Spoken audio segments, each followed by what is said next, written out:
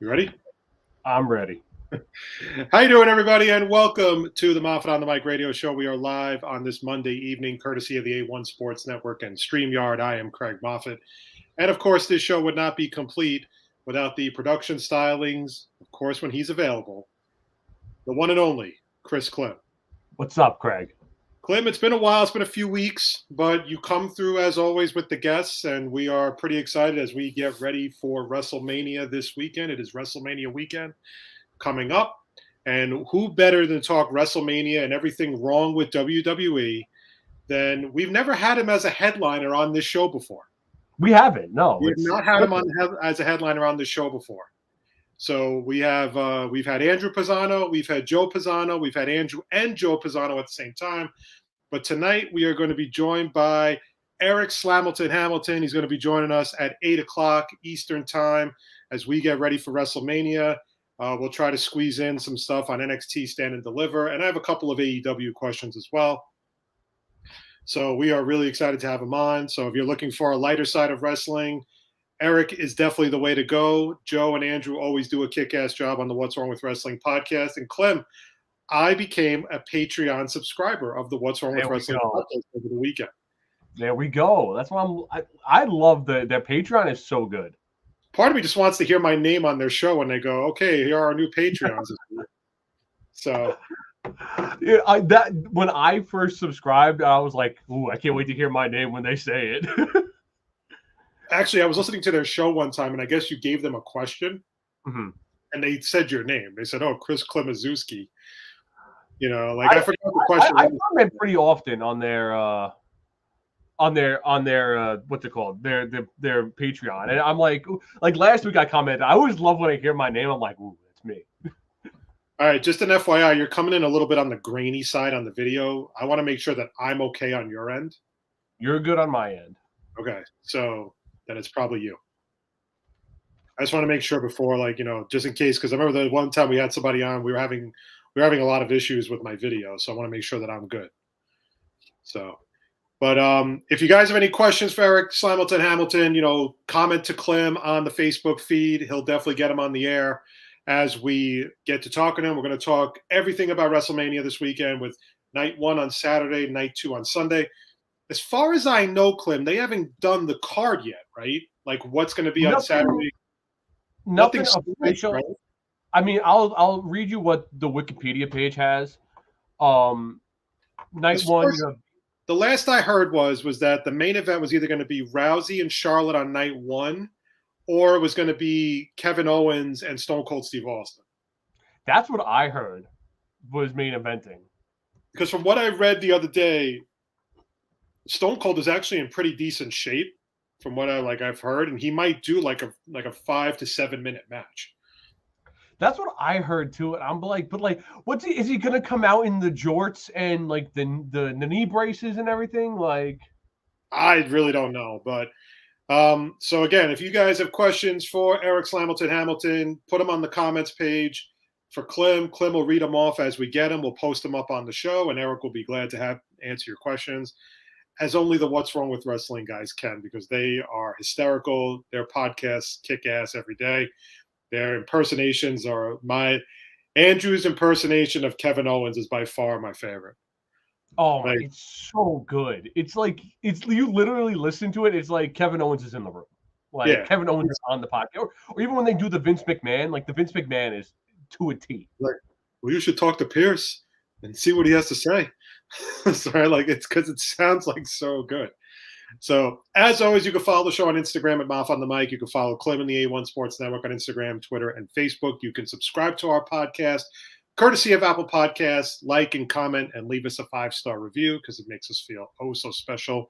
After our chat with Eric Slamilton Hamilton, we are going to get into everything that happened. We have been on a 2-week hiatus from the show. So a lot of trades went down in the NFL. There's a lot of drama with the whole Tyreek Hill thing and Deshaun Watson, and we're going to get into that. We're going to get into. We never talked about the Yankees getting Josh Donaldson, so yes. we're going to dive into that. We got a lot to dive into, and we already have our first question of the day. Look at this. We're 5 minutes into the podcast, and we got our first question. He's on it for 20 minutes, but go ahead. Kobe, who's y'all's favorite wrestler in 2022? Stone Cold having another match would be insane. Can't wait to see him regardless of what happens. Okay, you want to go first? You want me to go first? I'll go first. My favorite wrestler in overall, I mean, I'll say my favorite AEW wrestler is MJF. I love MJF, everything he does. I don't think he's a great wrestler, but his mic skills alone just bring him up that great as a wrestler. It's must-watch TV, I think, every time MJF is on TV. And on the WWE side, I mean, I'd be a fraud if I didn't say Ronda was my favorite wrestler, but because she just came back, I'm not going to say Ronda. I will say probably my favorite wrestler is Kevin Owens. He just puts on great matches. He's great on the mic. Everything he does, like I said about MJF, is just gold. It's fantastic. For me, my favorite WWE wrestler right now is Finn Balor. Finn Balor is my all-time favorite, and not Demon Finn Balor. I don't love the Demon as everyone else. I like the Prince. I loved when he was a heel, and he is just a terrific wrestler. That he is one of many in a long list of WWE wrestlers that Vince just does not use properly at all. So he is probably my all-time, not my all-time favorite. I could go back ways for my all-time favorite, but current roster, it's Finn Balor. Here's the thing about AEW. I don't love AEW the way everybody else does. Mm-hmm. To be honest, and I don't know, I might be in the minority here, but I feel like they're just doing the same shit that WWE does. MJF with the fucking security, and you can't get by him because he's got all the security guards and everything. Mm-hmm. Same shit that Reigns is doing right now with Lesnar. I was going to say, what AEW is doing is Like they're recycling the good shit we saw when WWE was great. Yeah. Like that's what they're doing. And I don't hate them for doing that because WWE has done so much throughout the years and they're the blueprint of like to make a good. There are so many people who feel like AEW can do no wrong, like can do absolutely no wrong. And I hate that. I can't stand that. Because I've watched enough AEW to know that they are a very good federation. They put on some really awesome matches. I don't dispute that. What I think is happening with AEW is they are suffering from a case of too much talent because you can't fit everybody. And quite frankly, Clem, they don't book matches as good as people make it out to be. I hated the way they booked Adam Cole. I hate the way they book Adam Cole.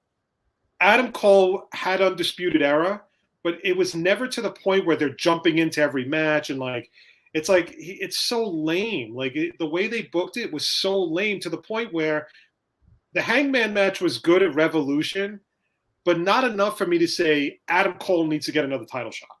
Right. It wasn't that good for me. Hangman's great. I love Hangman Page. Oh, I love Hangman too. Yeah. I didn't think that match rose to the top of Adam Cole's got to get another title shot. And the fact that they're trademarking Undisputed Elite is just stupid. It's such a blatant ripoff. And then I start to ask myself when they do shit like that is AEW sort of jumping the shark? You know? Because I feel like they're hitting their peak. And now the problem is I was having this conversation with Keith the other day, and I said, the problem with the Wardlow MJF feud right now is that MJF really needs a win if he wants to be in the title picture. Right. But he now has to get Wardlow over. Right. Okay. And the problem is if MJF loses to Wardlow, how can I possibly take MJF seriously as a heavyweight, as a championship contender? Exactly. And if you, it's like you're gonna push Wardlow now, and it's like if you lose, if you have MJF win, it's like, well, what was the point of pushing Wardlow? You're just gonna bury him even further now. Exactly. So for me, it's like I like AEW. I like the stuff they do, but I'm not blown away by AEW the way some people are. Like I'll admit it. I'm a mark, and Mike Laws even comments that Klim is one of them. I'm a mark. I'm an AEW mark. I'll admit that. I knew that from the minute I met Klim. I'll admit I'm an AEW mark, but like I understand. Like I can point out the good matches and when it's being bad and when they're being directly copied from WWE. Like I'm not like I think AEW is somewhat the better product. I think they have the edge right now over WWE, but I understand what you're saying, and I totally agree with what you're saying. You're right. Wrestling wise, I think that they are much better than WWE. I think that WWE, but they kind of give their wrestlers free reign to like do what they want and do their, they don't have writers up their ass saying you got to stick to the script and everything. From what I read from AEW, they have no writers. The wrestlers are the ones that are just putting the matches together themselves, which is the way it should be. Which I like to an extent, but I think there should be writers some way, because in the end, like we saw, like I think when certain wrestlers have their own like storyline, they write their own stuff, like it's gold. But for some people, like when you have other wrestlers who write their own stuff, it's like this is terrible. Like I didn't love the fact that they immediately put Adam Cole with Bobby Fish and Kyle O'Reilly, and then it's like now we're going to be Undisputed Elite. That just seems like there's no fun. And that's another thing too. I'm on record on this show saying like I loved the factions and everything and the stables on AEW, but now it's getting too much. Like I was all for. I'm like, yeah, give me more factions, more stables. But now I'm just like, it's every time you bring in a new wrestler, it's like, well, they got to put them in a stable because this make them relevant. They got to make them wrestlers. They keep adding wrestlers, and the problem is like now you're going to have guys that are going to get lost in the shuffle again. Like. Yeah. On what planet would you have Moxley and Bryan Danielson being a tag team? Yeah, it's like nothing for them right now, and that's that's not acceptable. Like now you got to put CM Punk in the title picture pretty soon because he's going to want a title shot. No, you're absolutely right, and like they already had a good tag division. Like I thought their tag division was solid. By the way, not to mention the fact that MJF is the leader of the worst faction in all of AEW. That does not bode well for him at all. Oh, it doesn't. It's a terrible faction. Kobe, good picks. Yeah, AEW doesn't interest me as much as everyone else does. I love the CM Punk and MJF feud, though. Yeah, it was a good feud. Solid feud. It was. It was a very good feud with a good match. The thing about the dog collar match at Revolution was I was expecting like the devil of MJF, and I didn't get it. I'm sorry, we just didn't get it. And Keith was like really pissed at me because he's like, well, "What are you talking about?" I'm like, Keith, when you say you're going to be the devil and all that stuff, like you're going to really like go to work on Punk. And the thing was, MJF's matches to me, they're kind of boring. From a wrestling perspective, I'm not impressed with MJF. He's not great in the ring, but like I said earlier when Kobe asked about who our favorite wrestler is, his mic skills bring him up that much. It's must watch TV when he's on the screen. Great mic guy, love him on the mic. He has good promos, but again, here's where I'm going to throw some shade at AEW a little bit. Is MJF nothing more than like another Miz? Well, that's what CM Punk called him. He was like, "You're literally just a Miz." Honest to God, like Miz is a very good promo. He's just as good as MJF was. I don't think MJF really goes above and beyond like, oh my God, MJF went there. But there are a lot of people nowadays that think that everything AEW does is gold, and I don't agree. Mike Laws. No one likes AEW 30-minute kick-out city matches PU. Agreed. I mean, it's like think about it like this, right? Think about the match between Sammy Guevara and Scorpio Sky. Mm-hmm. Right? Now, I like Scorpio Sky, so I have no problem with him getting the title. Yeah, no problem. Sammy Guevara gets his ass kicked, does these incredibly psychopathic moves all over the fucking ring, and he loses by getting hit in the head with the belt. Yeah, it doesn't add up. And there have been other matches. I forgot what match it was. I think it was a Sammy match, or maybe it was an MJF match. And one of them got hit with a tombstone or hit a tombstone. And I'm like, oh, that's the match right there. Done. And then they kicked out. I'm like, you're just disrespect. First of all, you just disrespected the Undertaker. Like no one should be doing tombstones unless you're the Undertaker. Like, second of all. But again, I totally get it. But my thing is like, it doesn't make sense. The problem I have with WWE these days is every match ends in interference. Yeah. Every match. I was watching NXT UK because I actually like NXT UK 10 times better than NXT 2.0. And if I could be brutally honest, if it wasn't for Gigi Dolan, I would never watch NXT 2.0. Gigi Dolan is the hottest woman in wrestling. Gigi Dolan is one of the hottest women in wrestling. I would marry her tomorrow if I could. By far. She has, hands down, the greatest ass in wrestling. Bro, that caboose, man, oh my God. Like, it's... I would marry her tomorrow. Like, if I... like... But every one of NXT's matches end in interference. And you get the sense that... Here's the problem I have with NXT 2.0. You hyped it up as a developmental territory, okay? The guys who you have as scrubs are all really young guys. Mm-hmm. Dexter Lumis, Indy Hartwell, LA Knight, they're all pretty young guys with extensive wrestling background that are just completely wasted.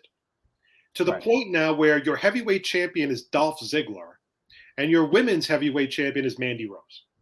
I don't agree with you. Like, I was okay at first with Mandy, but the fact that she's held it this long is annoying. Like, she could have held it for a month or two, whatever you want, and then have her lose it to like a Dakota Kai or give it back to Io or Raquel. But now the thing is, every week you have a new wrestler from Raw or SmackDown going to NXT. Last week it was the Mysterios. Who knows who it's going to be tomorrow? I just don't get why he's doing that so much. The thing that bothers me about WWE now more than anything is that there's no build up to any of their matches. They are putting all of their energy into the Brock-Roman Reigns feud. They're not putting their energy into anything else. So today, I think Keith texted to me that they announced that the New Day are going to fight Ridge Holland and Sheamus at WrestleMania. Why? Why do you have to have that match at WrestleMania? You've had that match literally 3 weeks in a row. Like, there are some matches you don't need to have on this card. And even I'm pretty sure Mike Laws is going to comment it. Like, you don't need every championship defended on the card as well. Well, like, the belts is they're never defended. So how could you possibly How can we possibly take this all seriously? I mean, like, you're going to have the Usos fight Nakamura and Boogs. There's been no setup to that feud whatsoever. Well, even that, look at Finn Balor. Finn Balor doesn't even have a match at WrestleMania yet, and he's the Intercontinental Champion. But sometimes you can do matches just like an exhibition match between two champions. Here's a great match. Ready? Ricochet versus Finn Balor. Yep. No belts. Just have a match where you just lay it all on the table and just have a kick-ass match. Yeah. That's what people are going to be most interested in. You're just putting the same matches on every week.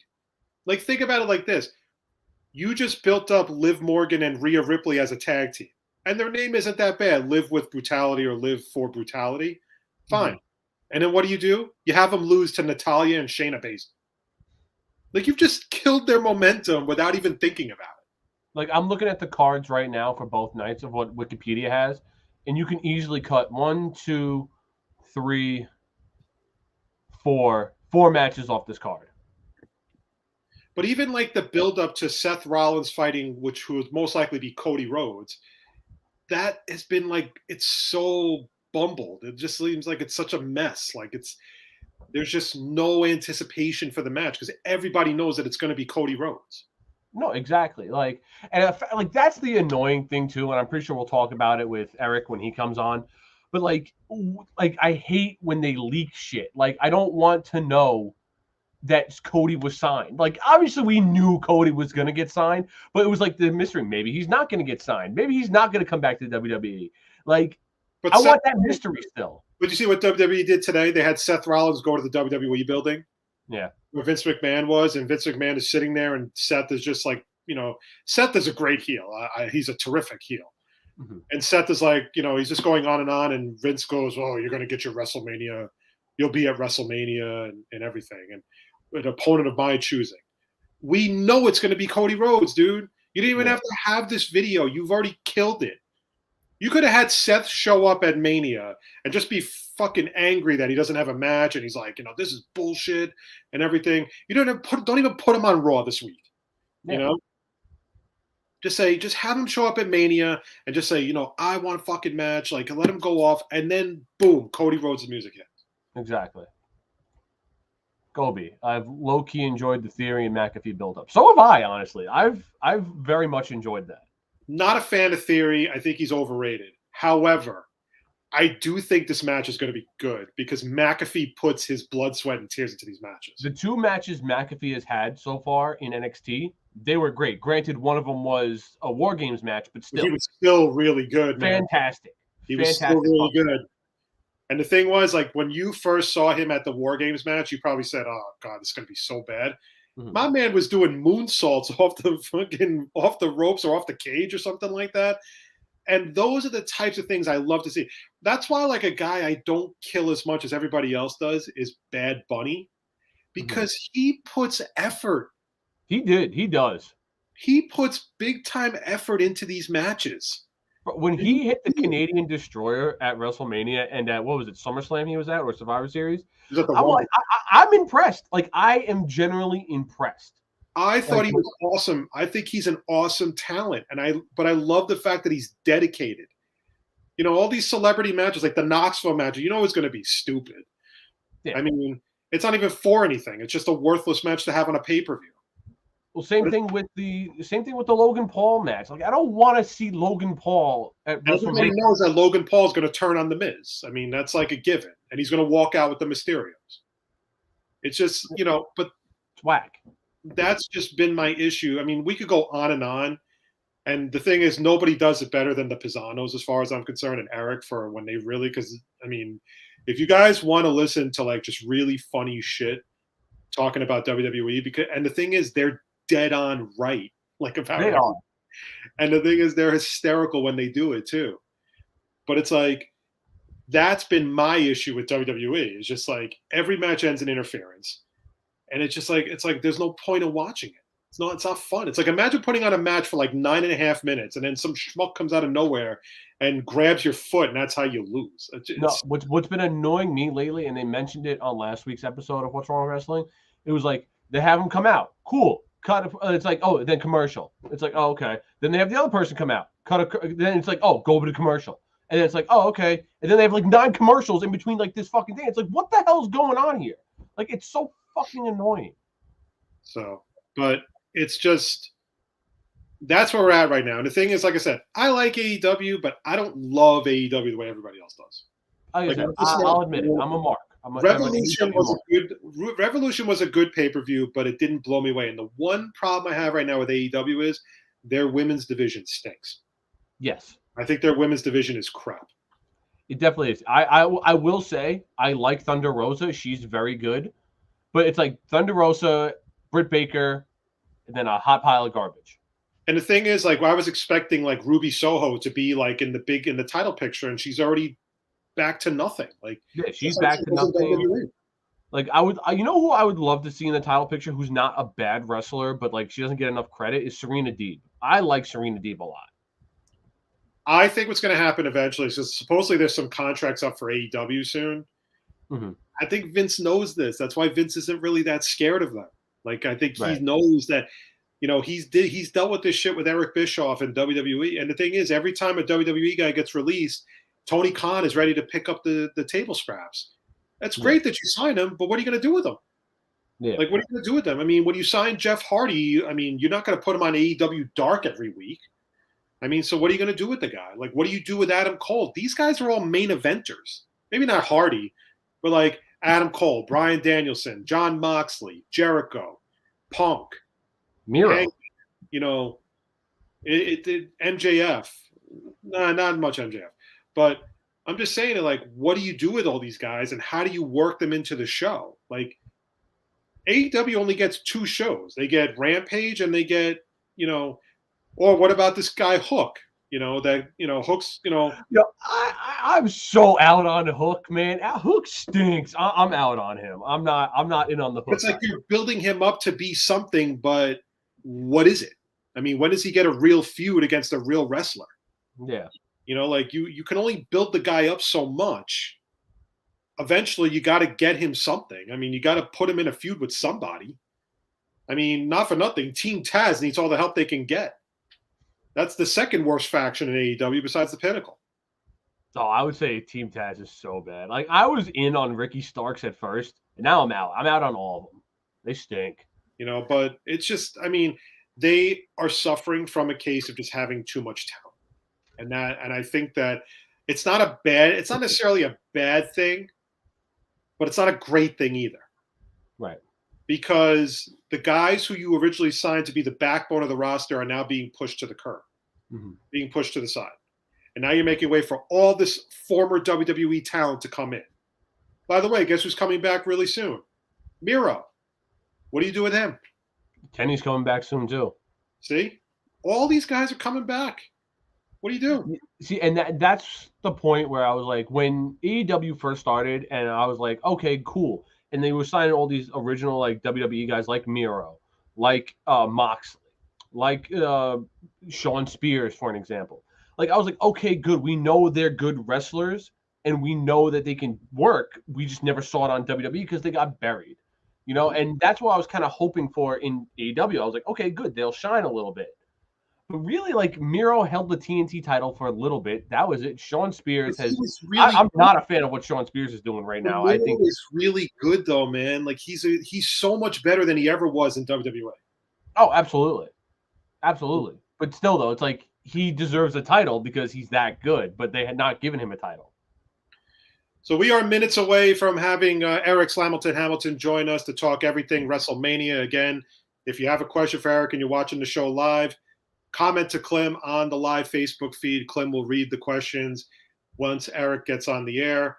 But again, we're definitely going to be talking some WrestleMania. We're going to be talking about AEW. So definitely in the next couple of minutes, he should be joining us as we get ready for WrestleMania weekend, as tonight is the final Monday Night Raw before WrestleMania. But again, the thing is, though, I like a few of the things AEW does. Like, I like the Casino Battle Royal. I like all that. I kind of like that stuff. I just feel like lately they've been kind of pivoting towards a lot of WWE shit. Well, like, and the MJF stuff, they've done the same exact thing for MJF in every one of his feuds. It's time. He is here. Right. Put him through. Joining us right now, he's never been on our show as a headliner, but we're glad to finally have him on. He is one of the co-hosts of the What's Wrong with Wrestling podcast, which you can catch every week. You can subscribe to it on Patreon. The one and only Eric Slamilton Hamilton is with us. Eric, what is going on? You can hear me, right? Loud and clear. Yes, we can hear you loud and clear. Perfect. Man, not much. It's that was great. Booking is like a headliner. Like, I don't think I've ever been called that before.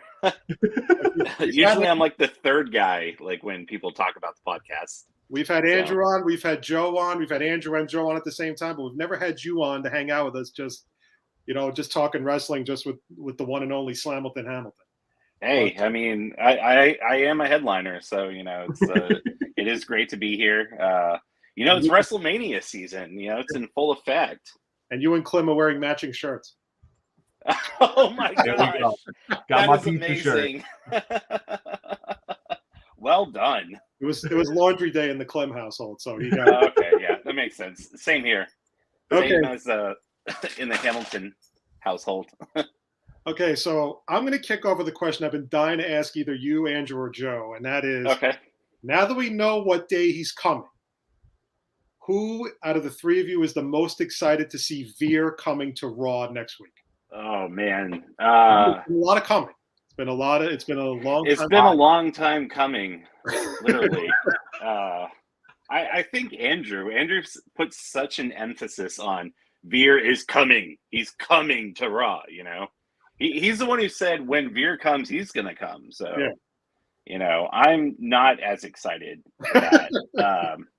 Especially as like a Raw after Mania surprise, Yeah.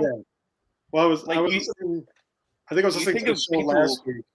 I was listening to the show last week, and you said, I think it was either you or Andrew said, yeah, he's coming next week, and then it'll be Future Endeavor 2 weeks later.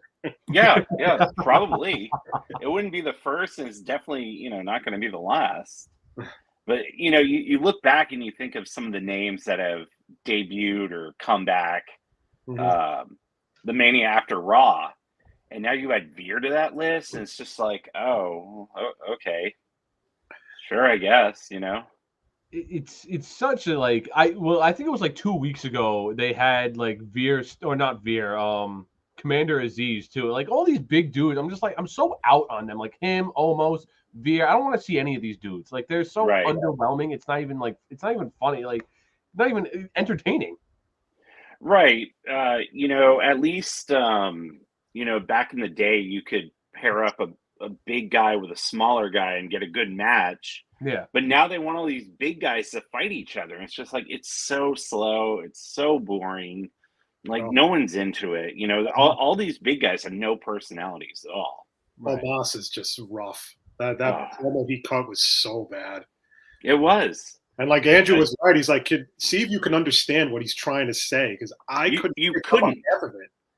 It's insane, like how bad he is on the mic. Like, one of the things we always talk about, it's like, oh, can you do it? You can't do it? All right, he's not going to do it on the show. It's like they don't even vet them out. They're like, hey, let's just put a mic in his hand, see what happens. And it's never a good a good experience. Got our first comment, Mike Laws. Push Eric. Always push Eric. All right. I'm glad it wasn't followed with off of a cliff, so that's things are looking up. I've gotten that one before. We have to make sure that Mike's computer didn't freeze when he tried to write that. So right, yeah. Now, I'm gonna from step aside from wrestling just for a quick minute, because I was listening to I'm a big Hogwash fan as well, and you were on the last episode talking about the Oscars a little bit, and I feel like me and Craig wanted to talk about it prior to you coming on, but I think we got to talk about the slap heard around the world. Oh yeah, Will Smith laid his hands on Chris Rock, man. Like that was insane. That was a Stephanie McMahon slap too. Like, I mean, he I think he may have watched some footage. It was really weird though, because like you look at when Chris Rock said, Jada, G.I. Jane 2, can't wait, and they put the camera on Jada and Will, and he's like cracking up. Yeah. And then you see the look on Jada's face, and then off camera must have been like, "Go defend my honor." You know, You're gonna and let he's like, "Okay." Jada looked at him and said, "You're gonna let him talk to me like that?" And then Will just got Right. up. Yeah.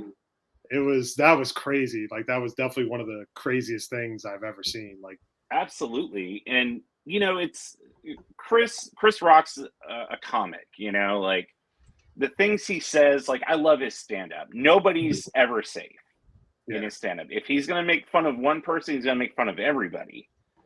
And like I feel like he kind of broke the fourth wall by doing that, because it's like, now are people going to think like, oh, well, if I don't like something a comic says, I can just go up and slap them, Yeah.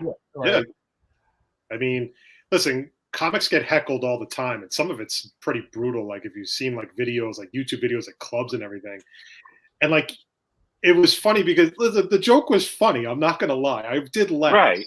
Yeah, I thought it was pretty funny, and I was not aware though at the time that Jada Pinkett Smith has alopecia. Mm-hmm. I had no idea. So apparently she's been vocal about it, but this is like the first I've ever heard of it. Yeah, same. I don't follow her life on a regular basis either. Which I'm sure Chris Rock doesn't. But like, and the thing was, my wife and I were talking about it before, and she said, "Oh, don't they like approve what he's going to say?" Like, and I said, "Well, I think he's told to go out there and just kind of do his comedy, but not Right. as long as he doesn't curse or use bad language, all that stuff." But he's just, and that's not the first time he's had issues at the Oscars. It's like the third or fourth time that he's had humor that's gone a little off the rails, and it's not necessarily come back to hurt him, but people have taken offense to it. Right. And I mean, you can't knock it out of the park every single time. Not every joke is going to be, the ultimate knee slapper, but you win some, you lose some. But for Will Smith to go and slap him, and then in his acceptance speech, talk about how he's a vessel of love. Yeah. That didn't look very loving to me, know? Well, it looked pretty intense. Today on the Craig Carden show, Klim, they were talking about it, and Carden said, "Do you know what the funny thing was about his speech? Mm-hmm. Not one time in his speech did he mention Jada." Right. He got the award. Now, I didn't see the whole speech. I heard it was like it just went on and on. Like that's all I heard. I didn't see the speech when he did it, but they said that the whole speech he did not mention Jada one time. Right. I mean, like, and wasn't there like a thing not too long ago where she was like with someone else? Yeah, like it was within the past year. Yeah, like I think she was screwing around with somebody else, and or whatever story it was that was going around. But I mean, that was just, I've never seen anything like it before. And there are people that still think that it was staged. Yeah. Like it was all part of the show. And I'm like, I don't know about that. He hit him pretty freaking hard. I mean, you know what it is? Right. Like I was talking to one of my buddies earlier today, and he's watching the show now, and he made a good example of it. He was like, it's basically like the screw job. Like it was like, do you want to believe it was a work, or do you want to believe it was real? It's whatever it was. Eric's video froze up. Oh no. It looks like it froze up. Damn it. He'll have to jump back on in a minute. Hopefully it's not our issues. So. But no, it was. There it is. Oh, sorry. I think my Wi-Fi hiccuped. No, that's okay. All good. But I just can't believe something like that happened, like by far. Right. Especially like, and there were some people who thought, and they're sitting around the, in the audience, they thought it was all part of the act. And I know when he started yelling at him, keep my wife's name out your fucking mouth. Like everybody was like, right. Like the first time people were like, oh, maybe he's, whatever. And then we yelled it louder. It's like, oh. He's serious. Yeah. Now, the biggest question is how long before Vince McMahon does this on Raw or SmackDown? Like, makes two wrestlers do something like that, Give it time. They try to make it look like it's not scripted and, Like, my first assumption would be something with Rollins and Becky Lynch, since, like, they're more or like something ridiculous with Carmella and Corey Graves.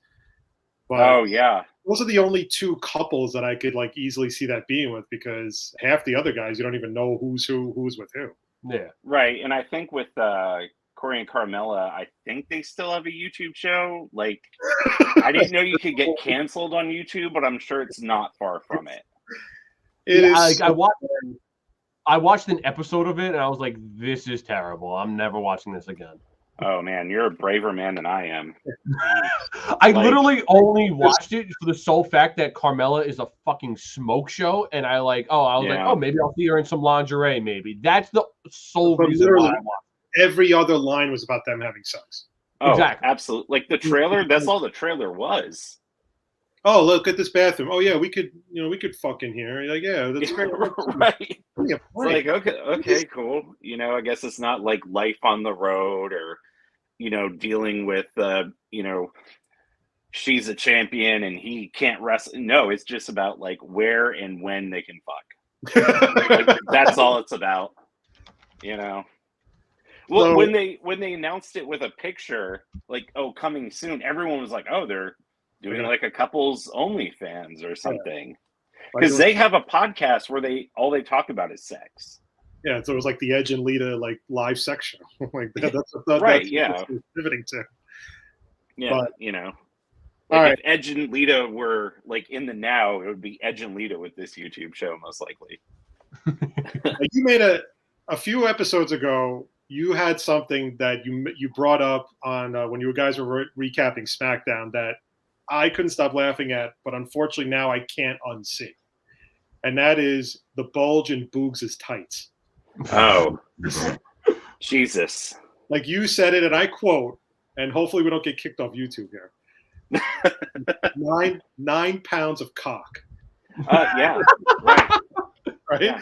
And it was, like, and the thing so was, I couldn't stop laughing in my car. Clorox wipes here. It's like this down his tights. Like, I couldn't stop laughing in my car. Yeah. Then Andrew jumps in and goes, "Oh yeah, well I guess I'm just going to show my cock now." So, right?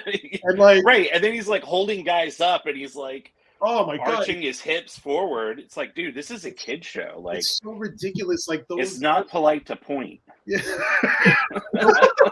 Those tights are so freaking tight on him. It's like insane. Yeah, I know.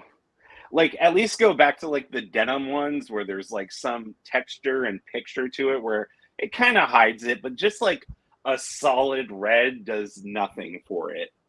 Yeah, it does not help the bulge at all. It does not help the bulge, but it doesn't help our eyes. Absolutely. I mean, it's insane what. I mean, I don't know how no one tells him. It must be like a running backstage joke, like, oh, look who's coming. But it's like his dick shows up 3 seconds before he turns the corner. But like, think about like, I mean, even like the women backstage, like he's walking by in his tights, and it's like, and they're like, "What the fuck is wrong with you?" Like, right. I mean, yeah, like Mike Law said, "Put that on a T-shirt. 9 pounds of cock." That could be the next T-shirt for you guys. Yeah, I mean, geez, like next Saudi show, they may make him wear one of those like 9XL shirts just to like cover it up, making all the people in the audience uncomfortable. All right, so let's jump into Mania. I don't know the order of the matches for Saturday and Sunday. Right. You think like recently, like what the main event is going to be for night one? Because I've heard it's a toss-up right now between Flair and Rousey or Kevin Owens and Stone Cold, but I don't really know where they're headed with this. Right. The last rumor I saw was that it's going to be Owens and Stone Cold. I think that makes the most sense. Mm-hmm. But I've been saying forever that I don't feel invested in this Charlotte Ronda feud. I agree with you. 100%. I mean, it's not on the same level as it was, 3 years ago or whenever, back in New York, and Becky Lynch, I think, is that missing ingredient. Right. It reminded me of WrestleMania 20 main event where it's HBK and Triple H and Chris Benoit, and everyone's like, oh my gosh, like Triple H and HBK and Chris Benoit, Right. It needs like that wild card because they're not cohesive together right now. Not to say that Triple H and HBK weren't cohesive, but if you're gonna do this match, you have to get the audience invested in it, and they've done like none of it, and it doesn't help that both Charlotte and Ronda seem like they're phoning it in when they're on TV. Yeah, I was gonna say it doesn't help that as much as I love Ronda, Craig knows I'm a big Ronda mark. I love Ronda. It doesn't help that her mic skills aren't good. Like it doesn't help when she tries to cut a promo on Charlotte, and it's like, this isn't good. Like it's not helping. It's not helping the match whatsoever. And I know they want to keep her face, but if you can't give a good promo, then you need to be heel and say less. Yeah. Not that I don't think anyone really wants Charlotte as a face, but at this point you got to kind of weigh your options and see what's going on. I was excited when Ronda came back. That first year was incredible. You've never seen someone come in from the outside and acclimate so well in so little time. Right. Every match that she had was phenomenal. Even though she got stuck fighting the Riot Squad, like every single match for 6 months, minus the pay-per-views. Right. She still went out there and she still delivered. But I remember a few years ago that Mania at MetLife, where they were really, when Becky Lynch won the Rumble and she said, "Oh, I choose you," and everything, and you were like, "Oh man, this is going to get it." And then they threw Charlotte into that thread. And it took away kind of the impact of a Rousey, just a straight up one-on-one match between Rousey and Becky Lynch, because Becky Lynch just hated her. And that would have made for so much of a better match, but Vince always fucking throws Charlotte Flair into these things. And like, it's not that I don't think Charlotte Flair is a bad wrestler. I just don't understand why he's so infatuated with her and putting her in every main event. I know. I mean, it's just like enough already. Like, yeah, because we got screwed out of Becky Ronda at Survivor Series, previous to that WrestleMania, because of the whole broken nose thing, which led to one of the best moments ever on SmackDown or Raw. And then, so they did put Charlotte and Ronda together, and even that match wasn't that great. Yeah. It's just, I don't think that the two of them have the chemistry with each other. Right. No, they definitely didn't. Yeah. And you have Becky, who's riding this huge wave of momentum, and you bring back Ronda and you have her fight Charlotte, who has no momentum. Yeah. Like it doesn't make any sense. I'm kind of hoping that when Charlotte's contract's up, she does leave the company, go to AEW, I mean, we can only hope at this point, because as much like Craig said, as much as like Charlotte's not a bad wrestler, it's just that she gets pushed in our face so much. It's like we're sick of seeing. Like, this is like when Roman's first reign on, when he was first coming around, and like we got so much of Roman. It's like, well, this Roman sucks now. We hate Roman, and this is the same thing we're getting with Charlotte. Like, we're getting too much Charlotte. Right. Well, it just seems. Go ahead, Eric. The thing too is, they push Roman for years as a face. He didn't work. Goes away for a while. They bring him back as a heel. He's the best he's ever been on the main roster. Right. The thing with Charlotte is they've tried having her as a face. They've tried having her as a heel. They've tried having her as like the anti-face, the anti-heel. Like, none of it ever just seems to work. And I think it's just Charlotte. Like, the crowd doesn't relate with her. They even made her NXT champion. Yeah, right. I mean, at the WrestleMania and the Performance Center. Yeah, and even that didn't go over, because, well, everyone, we didn't want to see her squash Rhea Ripley, and, she squashed Rhea Ripley. But do you think that that's more because, not to say that they haven't built up any other female talent. I mean, we already know that, besides Becky and Ronda and Charlotte, and now they have Sasha Banks in a tag team with Naomi, which is just weird in and of itself. But you think it's also because of the fact that, wrestlers like Bayley aren't back yet. Like, there's someone else who's injured. Asuka is the other one. Right. weren't they building her up for a long time, and then she still hasn't come back yet? Is she injured, or is it just they just don't have anything for her? I think both of them have been cleared. It's just they're so far into WrestleMania season, they don't have anything for them. Yeah. You know, like, but again, and that's to go off of, what like the WWE women's division, like if your name isn't Charlotte, Ronda, Becky, Bailey, or Sasha, or even Bianca to an extent now, they don't care about it. They don't care about any of the other wrestlers who we know who are good, but it's just like, again, like girls like Rhea, who we know, Liv Morgan. We got 3 months of Liv Morgan on top, who never held the title. It's like, give her the title. Give it to someone else who isn't one of these 5 women who are good. We're not saying they're bad, but just like, give us something different for once. Yeah, absolutely. Yeah, I kind of feel the same way with people who go to SmackDown. It's like anyone who gets drafted to SmackDown, any male wrestler, you're like, well, they're never winning the title, because you got Roman. Yeah. Like They've Drew built up McIntyre, he's nobody. not going to beat Roman. Yeah, they've built up nobody, like absolutely nobody that can challenge except for Brock Lesnar. Right. Even at this point, it's like, okay, if Reigns wins at Mania, and I think you and Andrew and Joe are kind of divided on who's going to win that match. Mm-hmm. On Sunday, I think Joe thinks it's going to be Lesnar, and I think you and Andrew think it's going to be Reigns. Yeah. But it's like whoever wins that title and becomes the unified champion, who's the next feud? Because we know that Lesnar is not going to be back. If Lesnar loses, he's going to take his sabbatical.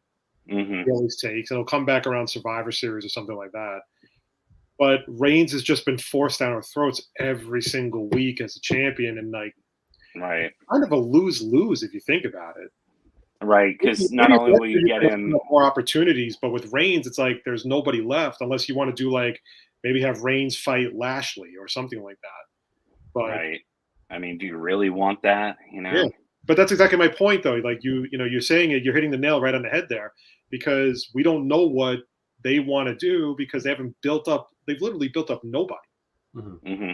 So the only other guy that could possibly jump into the fray is Cody, because Cody's the only one who hasn't been built up yet. Right. And to go off of speaking of Cody, isn't it like, don't you find it kind of annoying that like when these Pro Wrestling Observer, Dave Meltzer, and all these guys, they leak like what's gonna happen? Like, I miss the element of surprise. Like, right, even when Royal Rumble season comes around, it's like, oh, who's gonna be in the Rumble? And it's like we get these little like, oh, this person's gonna be there, or this person's gonna be. I'm like, I don't want that. I want the element of surprise. So like when it came out that Cody officially like signed with WWE, I'm like, come on, like we all knew it was gonna happen, but it was like in the back of our minds, like maybe he doesn't show up. Maybe Seth really doesn't have a match at WrestleMania. Like, right. we didn't officially know it until we saw Cody signed. It's like, well, there goes the mystery. Well, and I think with Royal Rumble, like even now, WWE doesn't want to be like, quote unquote, out scooped. It's like they're announcing the surprises already, so that when it comes time to the Rumble, there's maybe like 2 spots unaccounted for, And they just bring back watching some of the old like women's like Kelly and mm-hmm. I mean, those are just god awful. Like Summer Rae. Yeah, good to look at, but not good in the ring. Like that did not look like Kelly. That did not look like Kelly in the past. It didn't. Right. And it's of no fault of their own. When they were high in WWE, they weren't focusing on actual women's wrestling. It was grab her hair and spin her around, and it was basic moves that were for eye candy. Yeah. Like, oh, cool, you were a swimsuit model. Okay, let me teach you how to do the X Factor. You're a new woman. That's going to be your finisher, of course. It's almost like required. So looking at the whole WrestleMania card, I mean, just over both days, I mean, a lot of the matches we've seen on SmackDown and Raw like a few times over already. So it's really tough to right. Is there a match that you're looking forward to that you definitely want to see? Let's say besides Edge and Styles, like, because that match. I was gonna say Edge and Styles. I think I mean, they have a lot of good opportunity. For one, you still got Finn Balor without an opponent. Mm-hmm. You still got Ricochet without an opponent. You know, I think on our last show we said that they should do the Wrestlemania like Razor Ramon. Yes, that's a like great ladder match. You Yeah, know, that's a annual great ladder idea. match Absolutely. for the I IC totally agree. title. I think that would be phenomenal. You know, you could get guys from Raw, get guys from SmackDown. You can even bring in an NXT talent or two. Yeah. You know, if you really want to push that. But, you know, I think that, you know, they just, if you're not like a certain 4 people in the company, it's like, yeah, we'll get you something, you know. Right. Like in half the matches, they've just announced on social media randomly.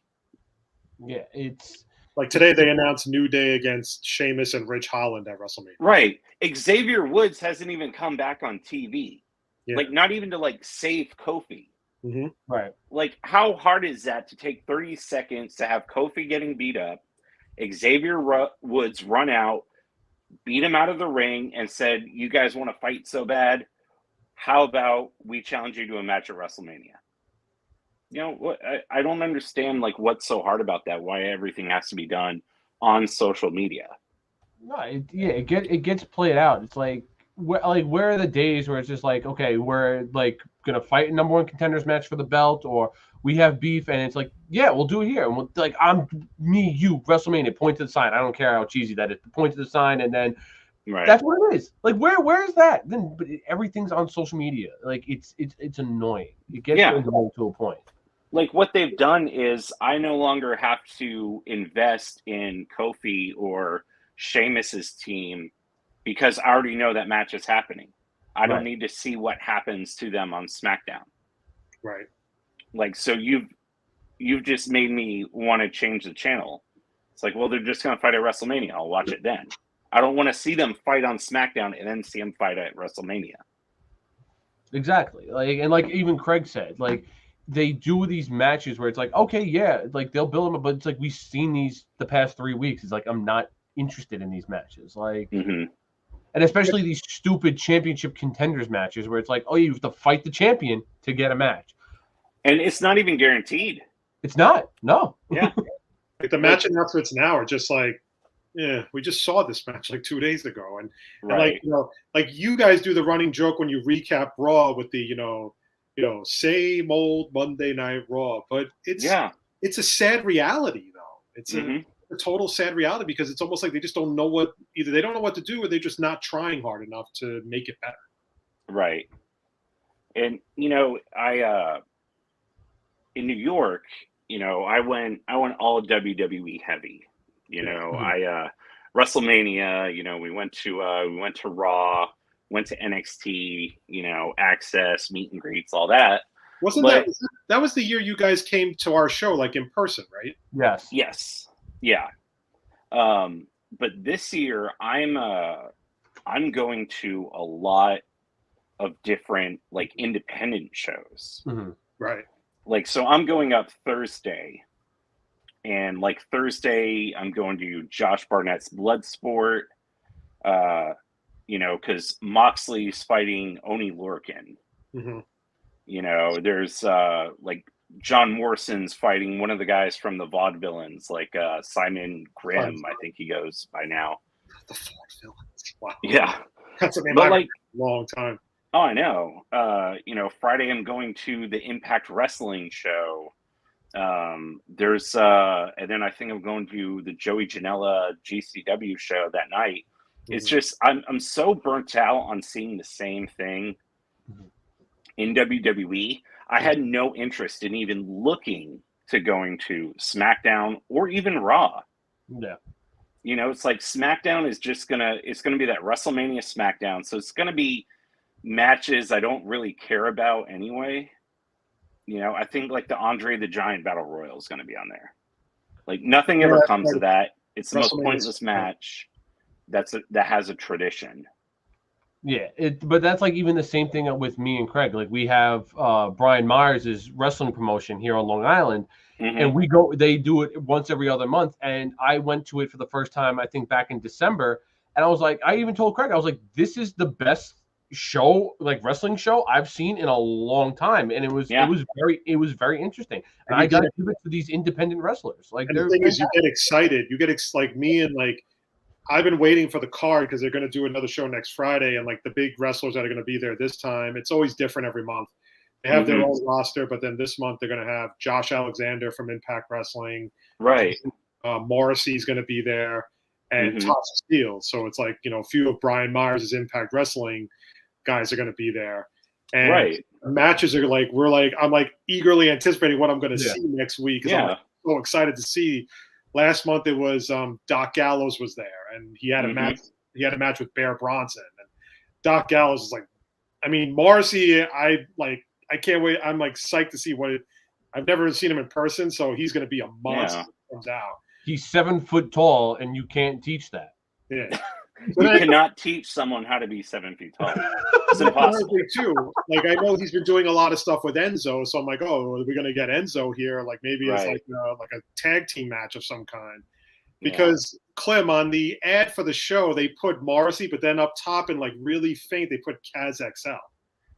So, I don't know what he's going to go by, because he goes by Morrissey on Impact, right? I think. Yeah, he's W Morrissey on Impact, and I said, I was like, oh, it could be a possible like Enzo signing with Kaz XL or something like that. Right. And those shows are exciting, and the matches are incredible. But then you revert back to WWE, and you're like, oh, this is just right. Yeah, I went to there was a promotion run by Thunder Rosa from AEW called Mission Pro Wrestling.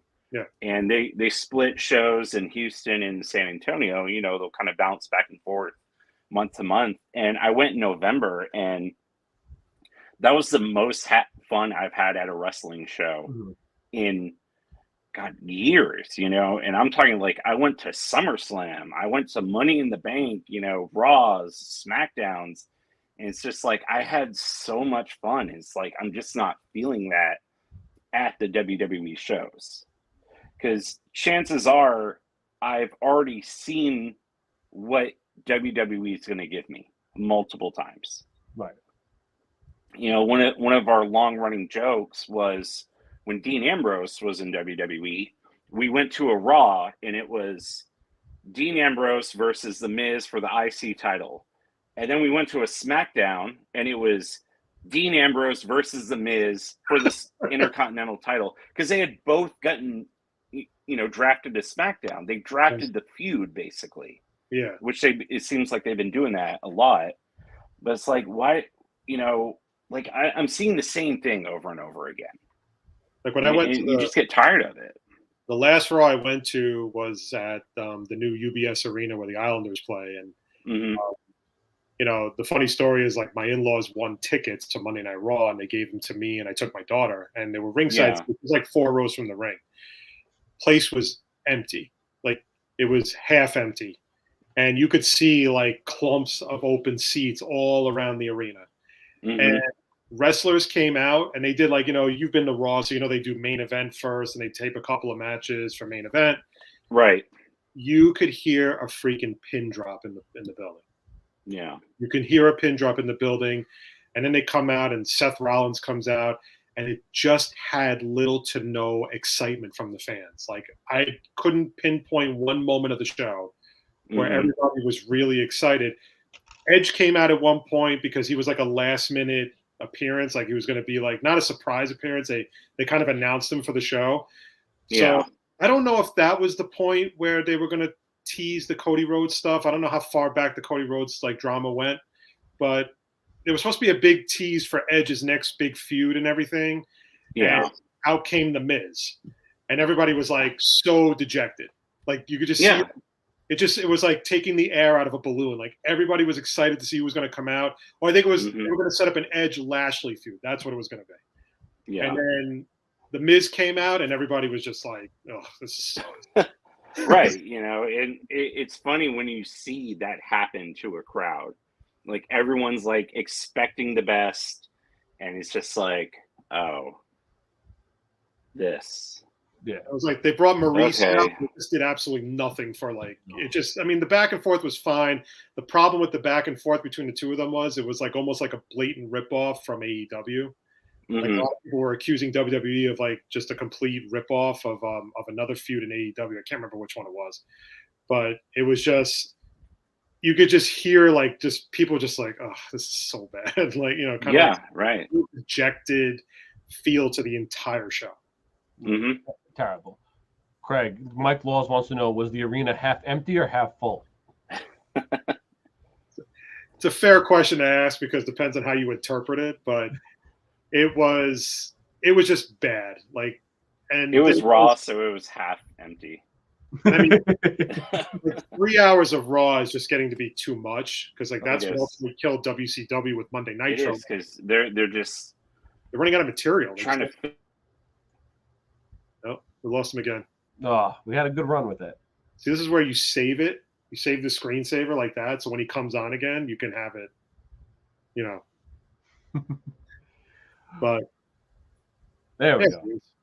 Yeah, sorry, my internet keeps bugging out. Like usually, I get really good signal, but that's for okay. some reason, yeah. But it's just maybe Raw needs to go back to 2 hours. I think so. I mean, think so. Like if you're having to fill time with rematches, then you got to rethink, you know, how long you're running the show. Yeah, they fill it with rematches and pointless commercials that I don't want to see. Like I never want to watch Chris Lee Knows Best because of the like I've how many commercials I see. Oh, Like- right. Yeah. Like it's just like so point like you I think you guys mentioned it on last episode. It was like you have the person come out, it's like great commercial. The next person comes out, great commercial. And then it's like Mhm. 3 commercials in between the match, and then it's like another commercial when it's done. It's like there's too much fucking shit going on. Like Right. Then you got to watch like a backstage interview. Then you got to watch a recap video. Then you know, I think the video of Kevin Owens like yelling to the crowd when he came out for a match, and they showed like a what happened video. Like we just saw that. It just Yeah. happened. You know, I think that encapsulates like how all the fans feel. Like nothing is Like- funnier when when like the wrestler comes out and they go to commercial, and then the Mhm. wrestler's just standing in the ring by himself with the referee, and like they have to wait because they have to go to commercial. Like, oh, Yeah. you'll see Edge in action next, and then Edge is just standing in the ring, like he doesn't interact with the crowd, he doesn't really No. do much of anything. He just stands there. All the house lights go down. Mhm. Like it's just like it's so. They even stop playing their music, yeah. and then for some reason they'll pick the music back up Yeah, when they come back from commercial. Like, well, why? You're just gonna play it for 3 seconds. yeah. Next guy's coming out. It's so Yeah. bad. Yeah. All right, so getting back to Mania, so I guess if you had to pick a title that you would be shocked changes hands on Sunday, which one do you Ooh. think it would be? Or Saturday. Or Saturday? Yeah. Yeah. Honestly, I think the Raw Women's title. Oh, with Becky Lynch? If Bianca beats Becky, I think I would be shocked. Hmm. Because I feel like ever since Bianca lost the title, they've booked her so badly. Like, I don't really believe she can beat Becky. Mhm. I don't Right. think she can do it. Yeah. You know, it's nothing on Bianca. It's just that's how she's been booked. Right. You know, and Becky's, you know, more popular than she's ever been. You know, I'm loving this big time Bex gimmick. And to take the title off of her, you know, you could almost argue like, oh, well, she's bigger than the title now. No, but you still want her to have the title. She's not to that point where it's like, no, she doesn't need the title at all. Yes, she's bigger than the title, but you still want her to have it. Yeah. Like So, but even like I was telling one of my friends this, I was just like, are they really gonna give Bianca 2 huge WrestleMania moments like that 2 years in a row? right. I don't think they are. As much as I'd like Bianca as a wrestler, I just don't think it's gonna happen. Like you meant, like Becky is she's the best thing in WWE right now. Like they're not, why Mhm. take the title off of her and whatnot. But and even like you mentioned, like we mentioned earlier, like I love the big time Bex thing, but like I feel like this build up to this feud is really like, it's been okay. Yeah. It's been okay. Right. That's how most of the feuds have been built up, though. They just haven't Yeah. really had that. They put all their energy into Reigns Lesnar that they just Right. have not built up any feuds where you say to yourself, Yeah, maybe you could argue like Edge and Styles, but that just seems to be put together over the last 2-3 weeks. So it's the thing with Becky too is they had her Twitter feuding with Trish Stratus. Yeah. Yeah, and Trish Stratus beat her up at a house show in Toronto last night. Mm-hmm. Yeah. And it's like, well, now I want that more than I want Becky and Bianca. Right. You know, it would make sense because you just had Becky beat Lita in Saudi Mania. Like, okay, you beat up my best friend. Now I'm coming for you. Yeah. Right. You know, I guess Trish retired against Charlotte Flair, but, you know, no one cares about that stuff, you know? If someone says, oh, I'm retiring, but, oh, hey, I'm coming back in 3 months, like, no one's going to be like, oh, well, you said you're retiring. You need to get out of here. You know, people will welcome them back. Yeah, and it would make sense, too, for, like, because, like we just mentioned, like, Becky, they said, like you just mentioned, they say Becky is bigger than the title. Like, she's bigger. The only, like, at that point, because they, like, you built up this women's roster, like, so, like, few to none. Like, the only real women who can really take the title off of Becky who are on Raw is no one really. Maybe Rhea and Liv, but, like, they're in a tag team now. Yeah. And, you know, maybe when Bayley comes back, maybe Bayley, maybe Asuka. Trish, I'm all for another Trish run with the title. I have no problems with that. So if they were to do that, I have no problem, and have Trish win the title, I have no problem with that. Yeah, no, it'd be phenomenal. You know, it'd be something that people wouldn't expect, and that would be a title switch I would want to see. We have a comment for our first Twitch comment, actually. Polar Knights, awesome. It is awesome. It is every stage of beard growth from babyface to full yeah, you get the progression shot there. Well played. That is good. That is good for our first Twitch comment. Actually, that is good. That's actually really awesome. Nice. Okay, so this is my last question, Eric. I know you got to go, but you know, I just want to jump briefly to like NXT. I mean, to 2.0. Yeah. It was supposed to be a developmental product. It was supposed to be a developmental like territory and all that stuff. Yet Vince is insistent now on putting the belt on two mid-card wrestlers from Raw and SmackDown, and that is Dolph Ziggler on the men's side and Mandy Rose on the women's side. Right. Yeah. And then on top of that, the younger wrestlers that were in NXT that were like before they turned to 2.0, like Indy Hartwell, like, you know, Dexter Lumis, like those guys are now just a bunch of jobbers. Yeah. I mean, my question is, do you think Vince is already waving the white flag on NXT 2.0 being a developmental territory? I think that they see it as a third brand, but not as a third brand in competition with Raw or SmackDown. Because even the things that happen don't ever seem to be canon. Right. You know, like Tommaso Ciampa. Like, there's a good chance that if someone is watching Raw, they've watched NXT before. So to say like, oh, is that Tommaso Ciampa from NXT? It's like, we know who it is. We're excited to see him. Like Butch? Yeah, right. Don't even get me started with Butch. That. Oh my God. Dressed like one of the newsies. Yeah. It's like we all know it's Pete Dunne. And it's like they think we're stupid. Like, just like you always say, like you and the Pisanos always say, they think we're stupid. Right. Like if you draft someone to Raw or SmackDown to Raw, you wouldn't change their name. Like Pete Dunne is a perfect name for him. And he's an angry British guy who shrugs his shoulders, like that's funny to me. Like that's perfect. It is. Like, and the name changes and you can't have a last name. Oh, you can't have this name. Like Shotzi Blackheart's now just Shotzi. And Tommaso Ciampa doesn't even go by the Blackheart anymore. Yeah. So why can't she be Shotzi Black? Because here comes Shotzi. Like that, it doesn't really make sense. Yeah, it's like it was like It was like you said, like when they introduced Commander Aziz, and it's like we all know it's Dabba-Kato. Like we watched Right. Raw Underground. Yeah. Like you want us to believe that he went after Raw Underground stopped, he went and joined the Nigerian army and like came back.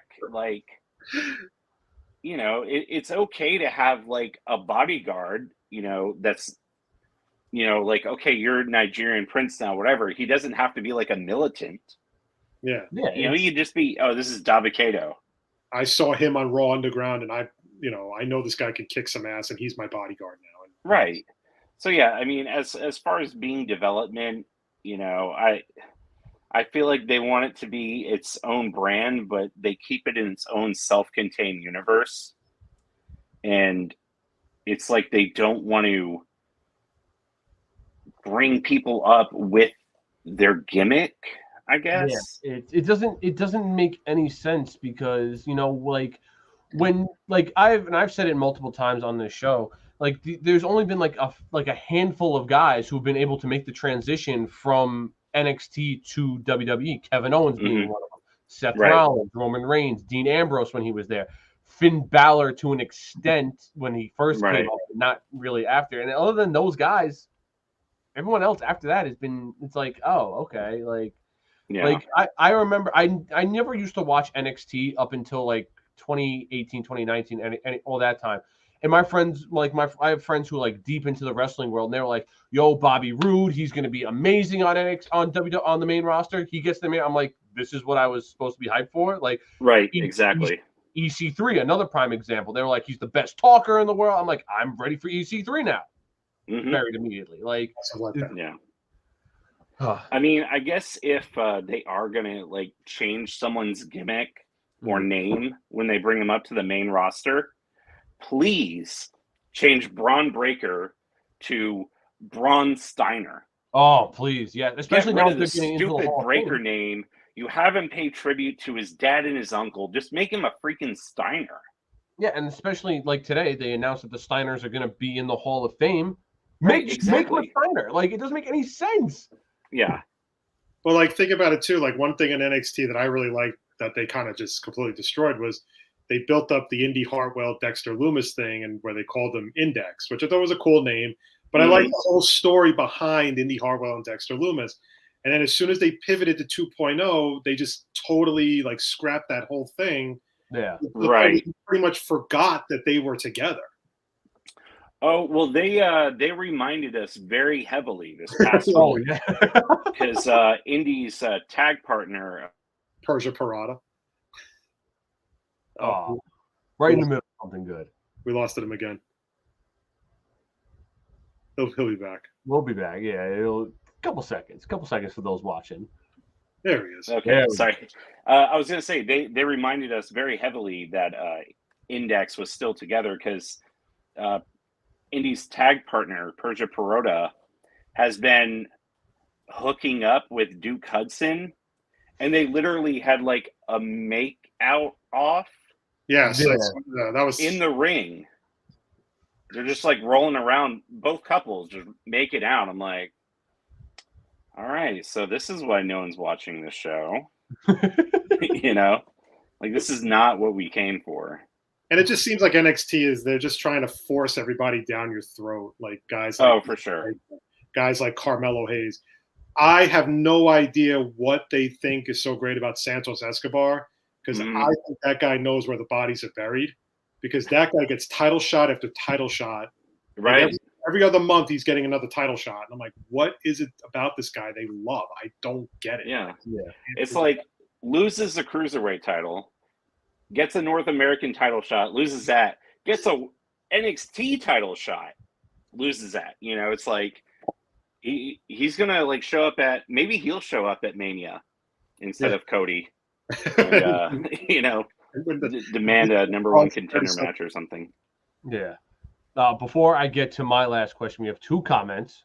First one, 100% true. Do-rag. I think Craig is secretly black. It looks like you're wearing a do-rag, I guess. Disappoint you. All right, just a backwards baseball hat. It's a Mets hat. I think you can pull up the do-rag, though, Craig.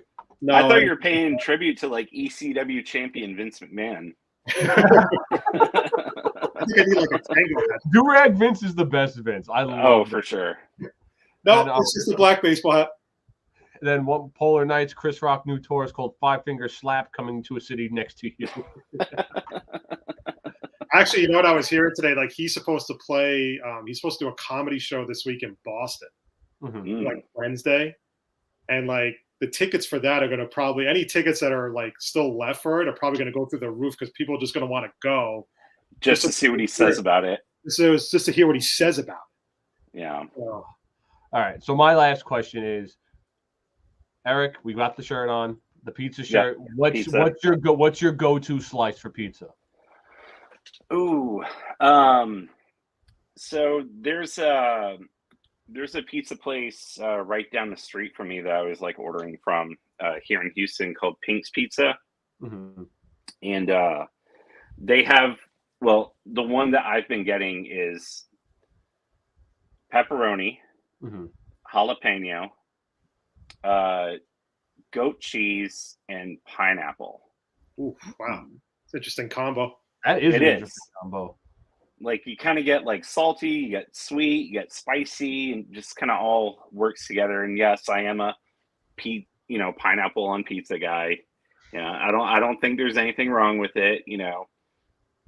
Just don't maybe like do it in Italy, but sure, like every other pizza place in the U.S. Like you go to some and there's like broccoli on it now. Like people put whatever they want on pizza.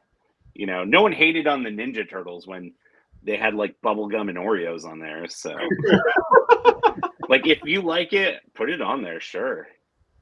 Now I just became a Patreon subscriber to your show, and I thought that you guys do you guys not do the NXT recaps anymore on Patreon, or? So basically Andrew declared that NXT had gotten so bad that he can't bring himself to watch it anymore. I think it was mainly when they turned Tien Shaw into Wendy Chu, the girl who likes to take a nap. Yeah, that's right. Oh, okay. Yeah. Oh, I will give her props though. Her like elbow drop, she goes like this to like go to sleep thing. I thought that was kind of funny. But the promotion that we wrestled for, Doomsday Wrestling, I was half of the tag team. There was a tag team called Milk and Cookies, and basically we came out in those rompers, like the onesie rompers, and so they kind of stole our gimmick that we had for a while.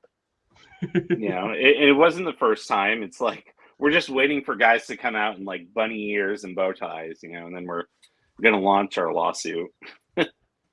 Pete Wright, wait, we're plugging other podcasts? Always plugging other podcasts. Multiverse of podcasts. Eric, man, this was awesome. Thank you for coming on our show. Thanks for hanging out with us. We're glad Thanks for having me. Finally got to get you on. We always try to get either all three of you guys on or whoever we can get, but every time you guys can come on our show, it's always amazing. And I still am very appreciative of you guys when you came into New York for Mania, that you came all the way to Long Island just to be an in-studio guest, because that was a lot of laughs, that show. Yeah, that was a lot of fun. That was a good time at you guys' studio.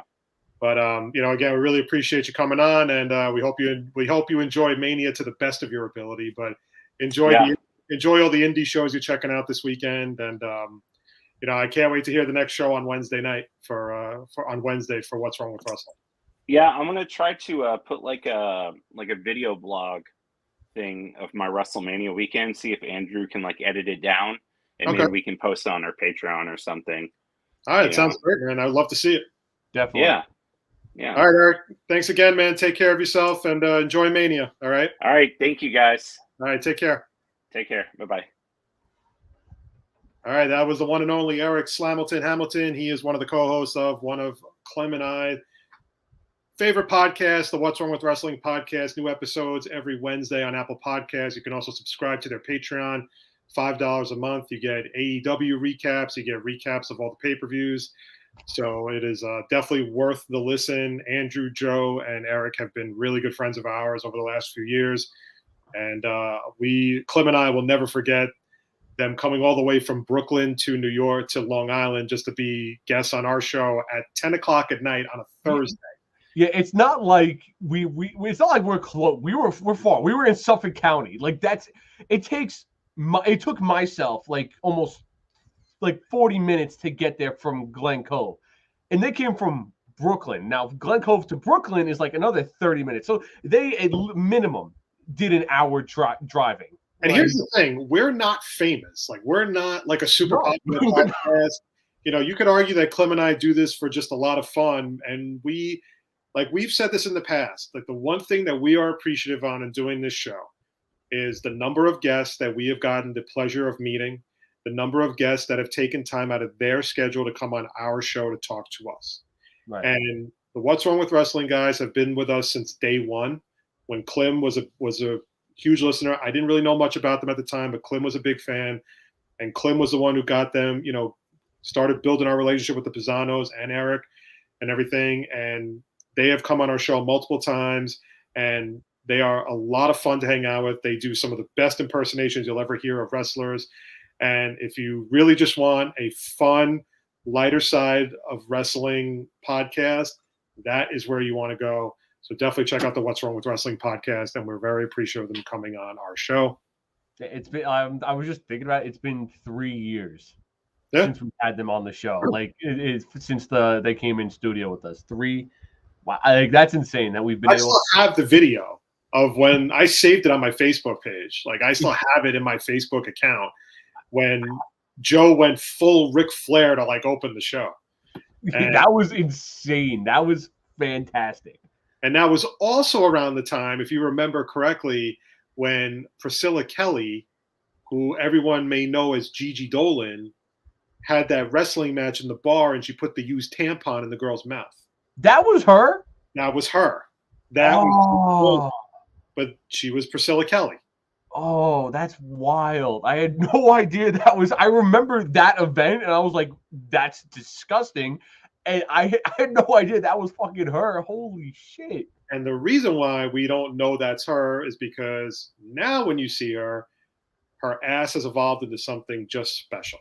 Oh, my God. She certainly has a CDL license for that dump truck of an ass. Like, it's insane. And I know we're getting a little bit off topic, and I know we're getting a little like sexist and perverted and all that stuff, but damn, I love everything about Gigi Dolan.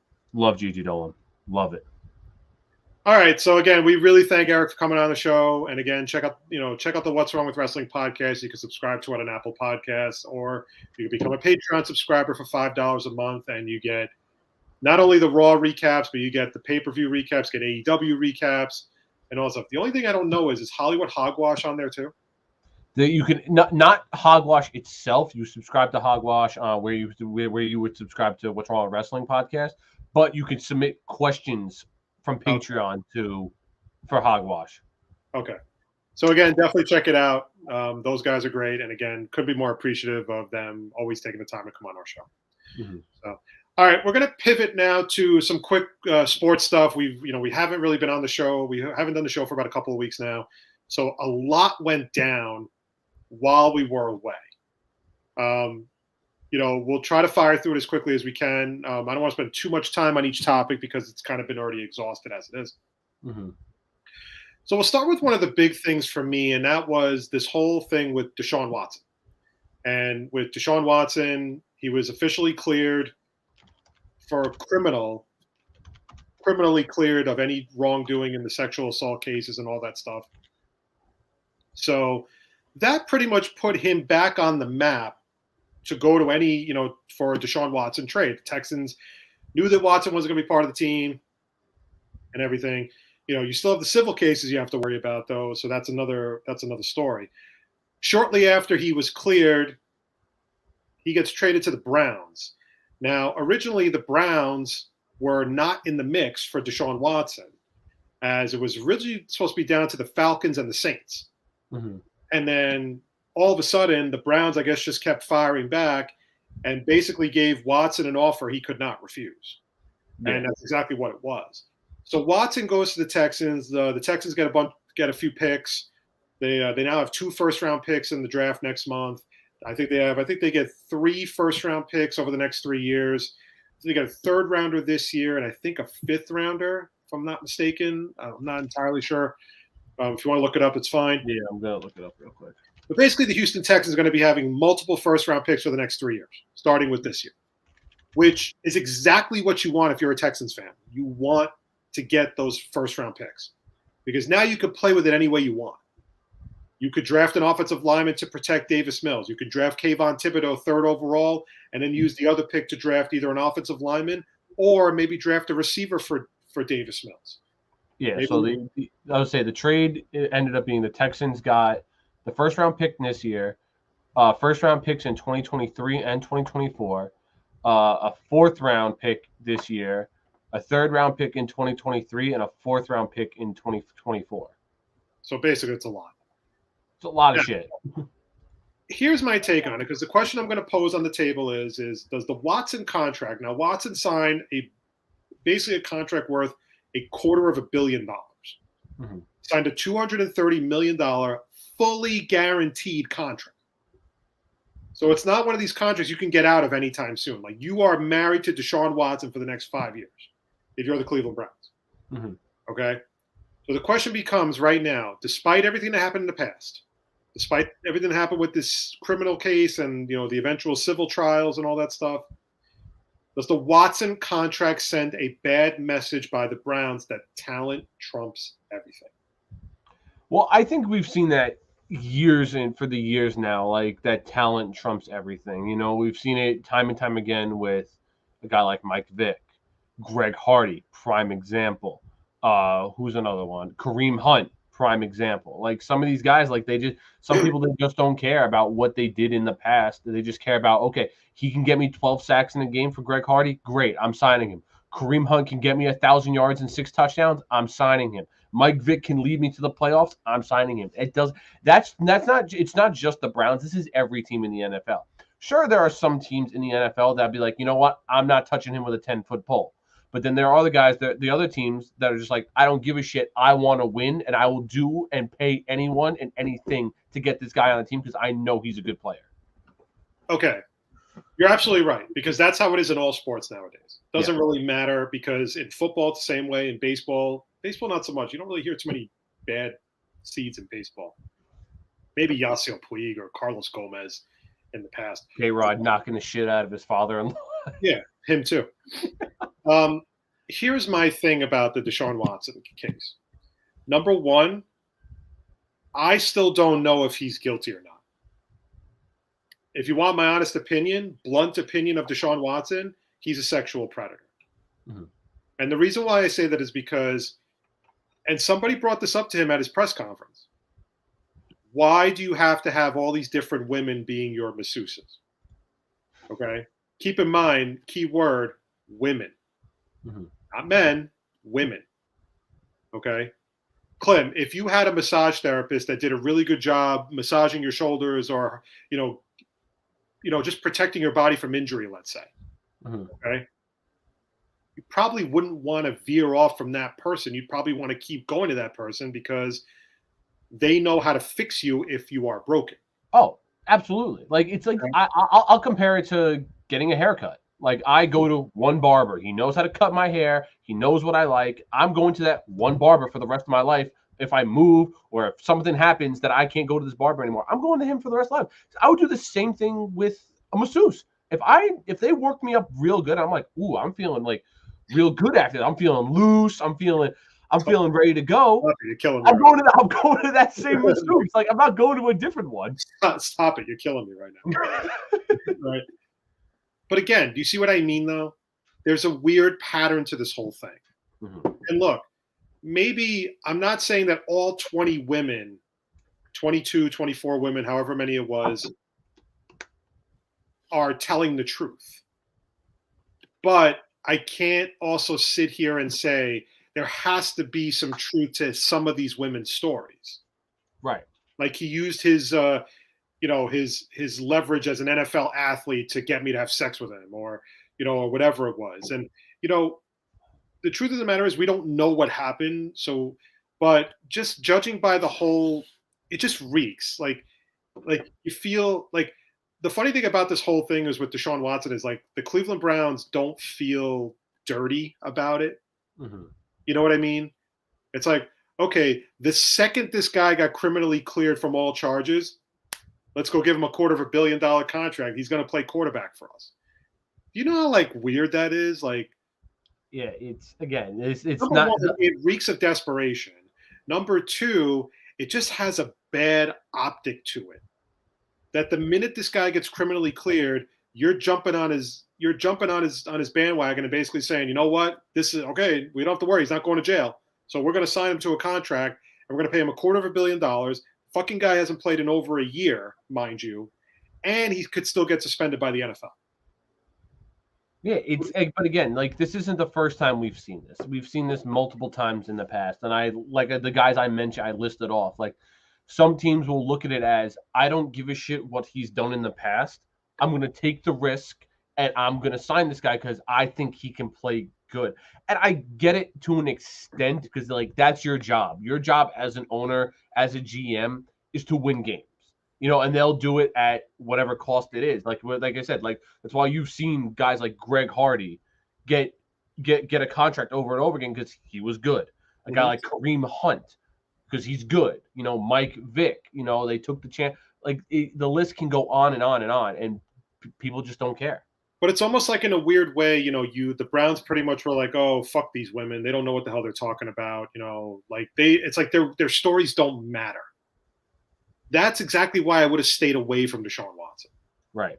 Because you feel dirty about it. You don't feel right about it. It's not, to me, it's like not an ethical thing to do.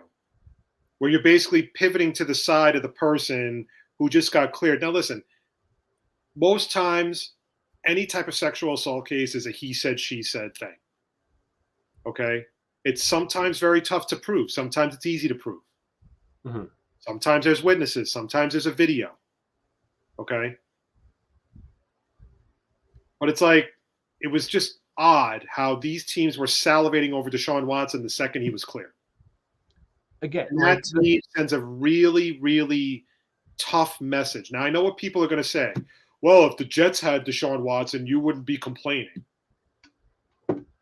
You're kind of right to an extent. I probably wouldn't be complaining because it's Deshaun Watson, but I would still feel very awkward about it. No, you're absolutely right. And again, like Deshaun Watson is a great talent. We know he's one of the when he plays, we know he's one of the better quarterbacks in the league. That's not an understatement. We know that. But again, it's like how quick it was with everything. Like this guy just got cleared of the charges, and teams were, like you mentioned, salivating to sign him. And it's like, again, we've seen it, and I mentioned it 5 seconds ago. We've seen it time and time again with these kind of players. People don't care. Their job is their GM/owner's job is to win games, and they will get the best guys if they are available. Hence, Kareem Hunt, Greg Hardy, Mike Vick, now Deshaun Watson.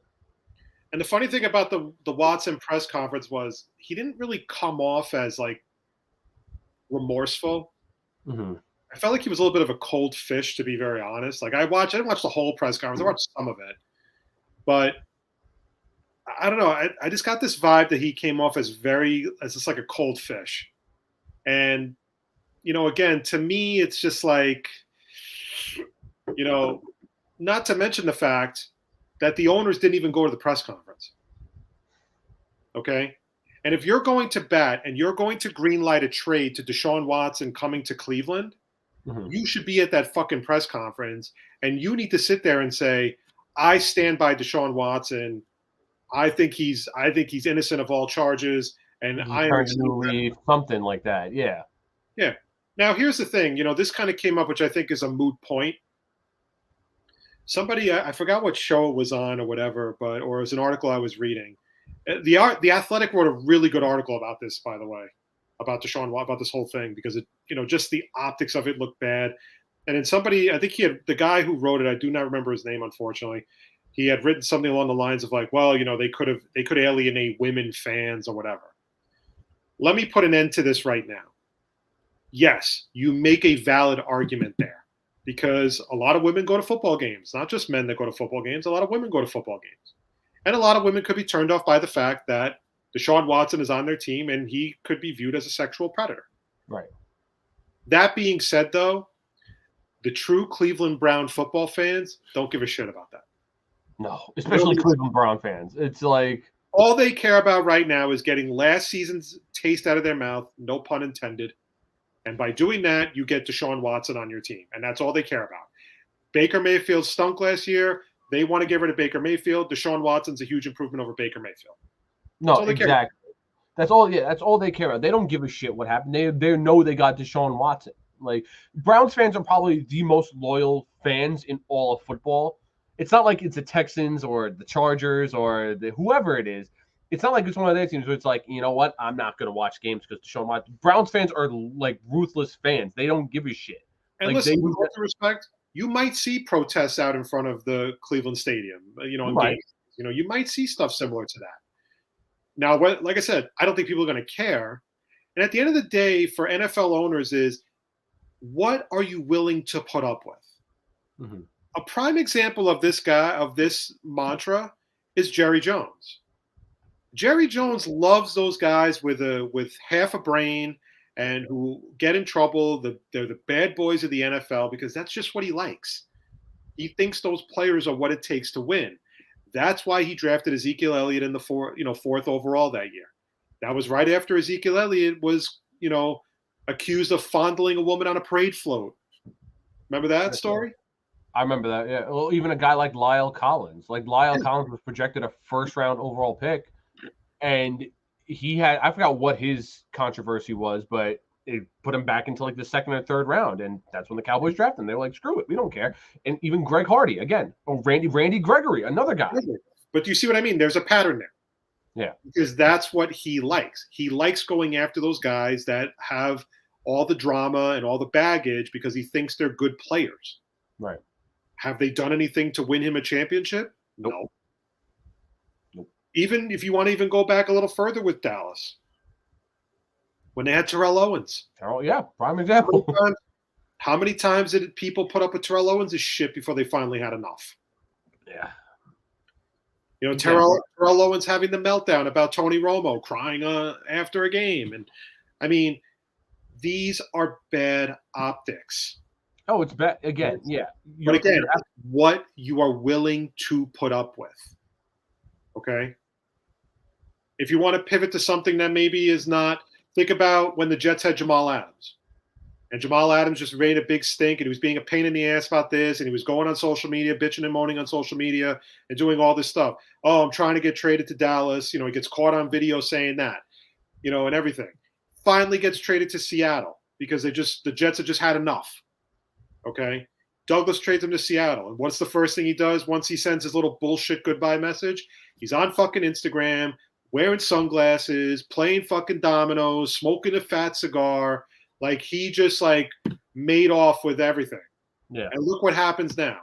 He's a box safety who can't cover. The Seahawks are tied to him now because he's the highest paid safety in the league. And the only thing he knows how to do is rush the quarterback. And, oh, by the way, last year, no sacks. Yeah. But again, like you mentioned, bad optics. Like I said, some of these owners and GMs, they don't give a shit what happened. Someone can literally murder someone, and they don't give a shit because they know the talent outweighs the risk in what's going on. And if this guy like Randy Gregory, who literally beat the shit out of his girlfriend, wife, whatever it was, he didn't care. Jerry Jones didn't care. He was like, fuck it. I know Randy Gregory's a great talent. I know I'm going to sign him. Greg Hardy, not Randy Gregory. But even Randy Gregory, for an example, good player, hasn't done anything to really help the Cowboys. But again, Jerry Jones doesn't care. It's just bad optics for these guys, and they will take the risk of whether they smoked weed, beat the shit out of someone, murdered someone. They don't care. Dogfighting. They will take whatever it takes to win a game and get to a Super Bowl, whether it's they murdered someone, all this shit. And the funny thing is, I was watching the Rich Eisen show the other day, and he was talking about this, and he made a really good point. When you watch the press conference, he goes, it had the feel of a funeral. Like, it didn't have the feel of an exciting day in Cleveland, and we got one of the top quarterbacks in the NFL. Like Cleveland fans should rejoice. It literally had the feel of a fucking funeral. He was 100% right. It was so deadpan. It was so odd. It was again, I'm not surprised because of what we heard last year. The guy literally sat out the whole season because of these allegations. It's not he was injured or anything. Deshaun Watson was not injured at all last year. He literally sat out because these allegations were against him. So the fact that he did that, sat out this year, it's like, yeah, you got one of the top, when he plays, a top 5 quarterback in this league. But it's like, I don't, yay? Question mark? We don't know, how to feel about this. I just believe that there's some truth to this. There's some truth to this. I have to think he did something bad. I just don't think 24 women are going to come forward and say, yeah, make it up. I just don't buy it. I don't buy that 24 women can have that kind of a story together. I think there is definitely some truth to it. But again, he got cleared criminally because there is no evidence. There's nothing. Yeah. There's nothing that they can prove that says anything. Did they go to the hospital afterwards? Did they get examined by, did they get a rape kit? If you don't have any of that stuff, you got nothing. And that's the gravity of the situation. And the thing is, if you don't believe me, think about players of the past, Klim. Think about a guy like, for example, Darren Sharper of the Packers. Remember Darren Sharper was a great safety for Green Bay. We thought he was a great player. And what did he turn out to be? A fucking serial rapist. Yeah.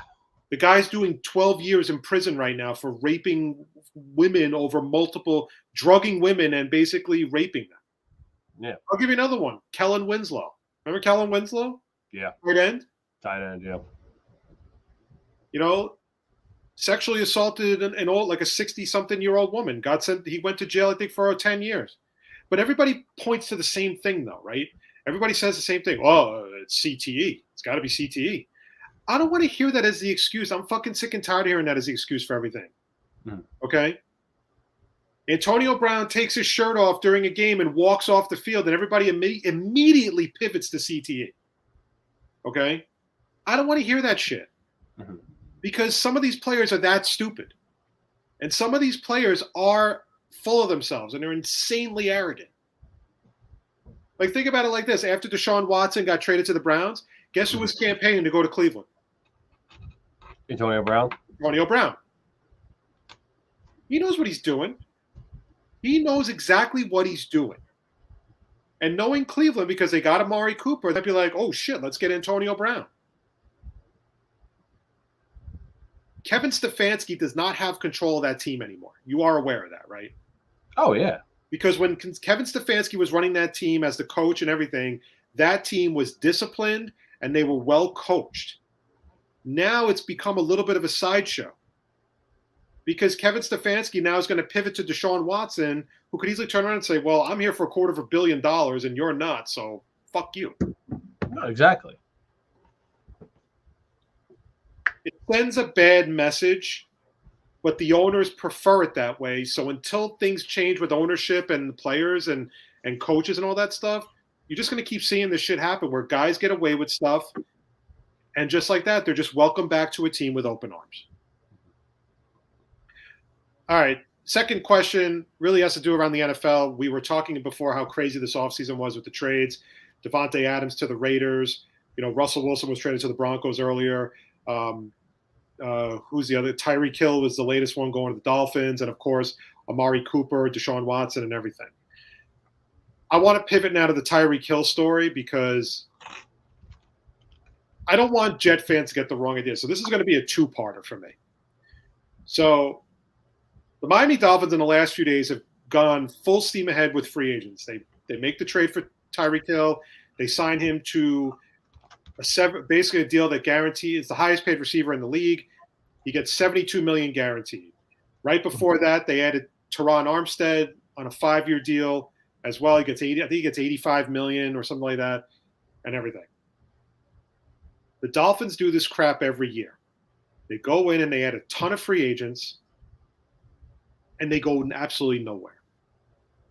Now, the funny thing is that it was between the Jets and the Dolphins, and the Jets reportedly had a deal on the table with Kansas City, where the Jets would give up pick 35, pick 38, and pick 69 in the third round. which is basically the equivalent to what the Dolphins ultimately gave up for Tyreek Hill. Tyreek Hill lives in Florida in the offseason. His agent is from Florida. Rosenhaus is a total douche. That's another story. He has a house in Florida. You know, one of the guys that works in the Dolphins front office worked for the Chiefs when Tyreek Hill was there and everything. Tyreek Hill comes out afterwards in a press conference and, you know, he acts all stupid like, oh, he didn't know the Jets were after him or, you know, who? The Jets? What? And everything, because that's what idiot athletes do now when they want to, like, make waves. So here is the question on the table, Klim. It's a two-parter. First about the Dolphins, first about the Jets. Okay? Did the Miami Dolphins put a tremendous amount of pressure on their rookie head coach to win in his first year after adding Tyreek Hill and adding Teron Armstead?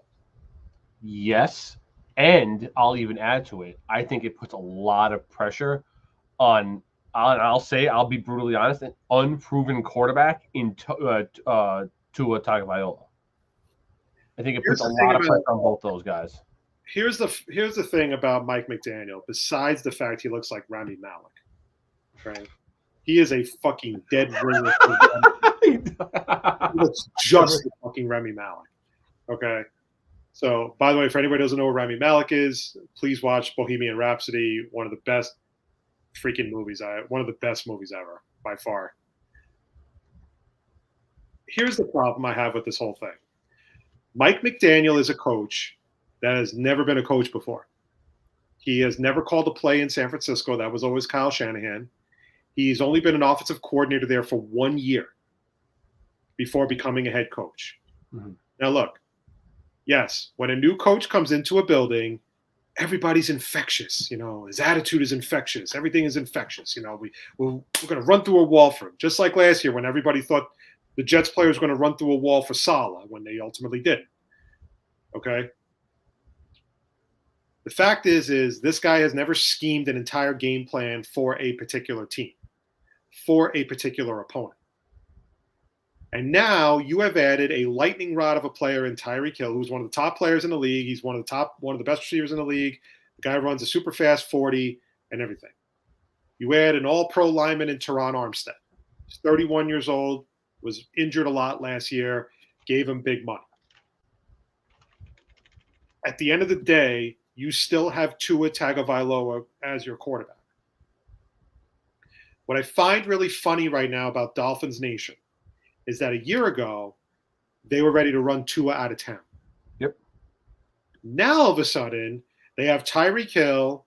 They bring back Mike Gesicki. They have Jalen Waddle. They have Chase Edmonds now running the football, which is an overrated signing, in my opinion. The guy's never had more than 600 yards rushing in his career. Okay?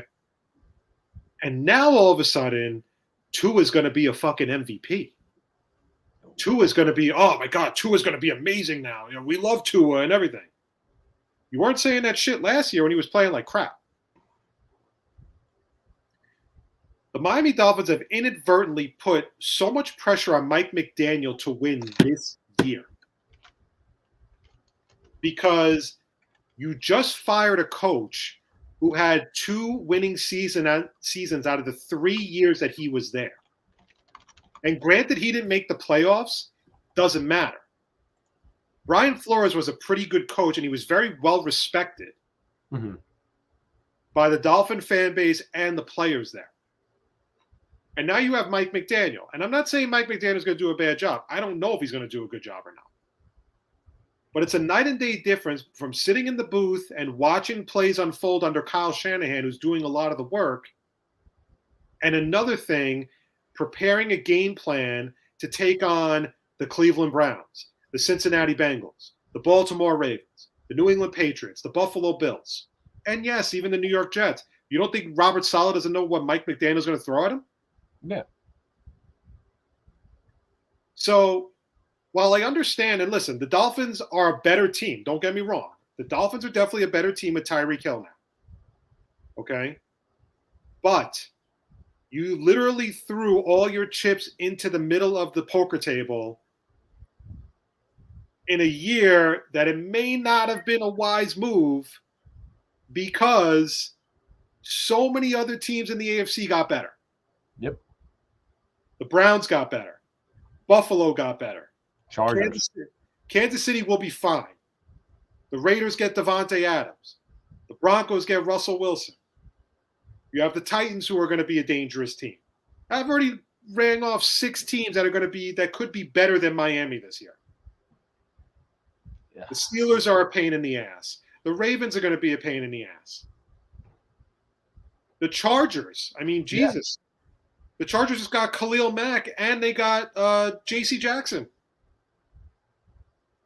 It's like you're absolutely right though. Like adding guys like Teron Armstead and Tyreek Hill, it definitely adds the pressure. It's like you said, Mike McDaniels, and like I said, Tua, because Tua has not been, for the games he's been okay. He hasn't been what they've expected so far. So now you add one of the better wide receivers in the NFL in Tyreek Hill. You add when he's healthy, Armstead as a tackle. He's one of the best tackles in the NFL.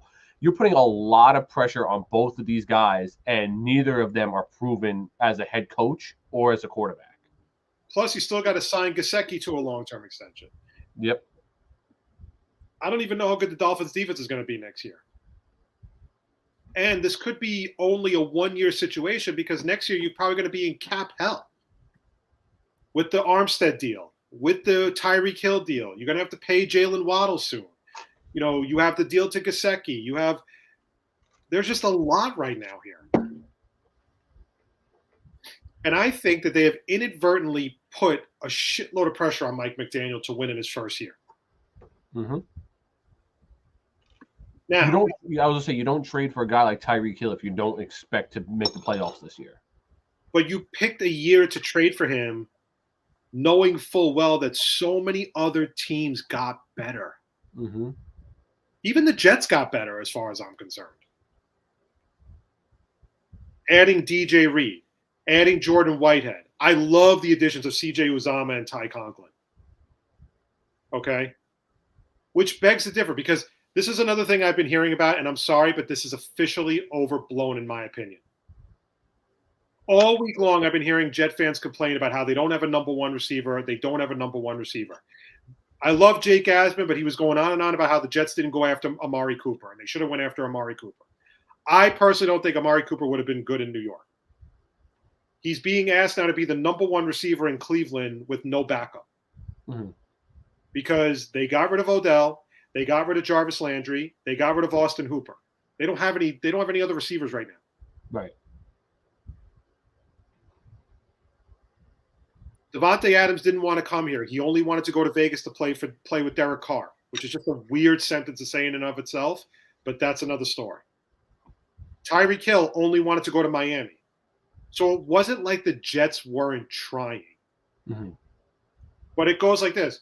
Well, we didn't get Tyreek Hill. We didn't get Devontae Adams.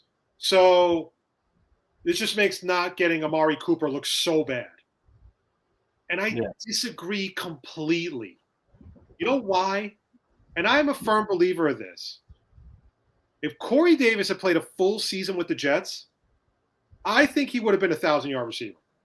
Oh, I 100%. I agree with you. I am convinced that Elijah Moore would have been a 1,000-yard receiver if these guys had stayed healthy. I agree with you 1,000%, and I still think they will address wide receiver somewhere in within their first 4 picks. And that's perfectly fine. I'm all in on that strategy if you want to do it. You want to go draft Garrett Cooper, go for it. Or Garrett Wilson, go for it. You want to draft Treylon Burks, fine. You know, I'm not crazy about Jameson Williams because I need a guy to start week 1, and from what I'm reading, Jameson Williams is not going to be ready for the start of the season. I'm big on Drake London. I think he's going to be good. Drake London's another guy. I'll take him. Second round, draft George Pickens from Georgia. There's so many guys you can draft. Use those 2 out of those 4 picks, get receivers. There you go. Done. But this notion that the Jets need a number 1 receiver makes no sense. It's completely overblown. Mm-hmm. Last year was different. We didn't have the tight ends we have now. Oh, yeah. We didn't have CJ Uzomah. We didn't have Ty Conklin catching passes. You know how many passes Ty Conklin caught last year? 61.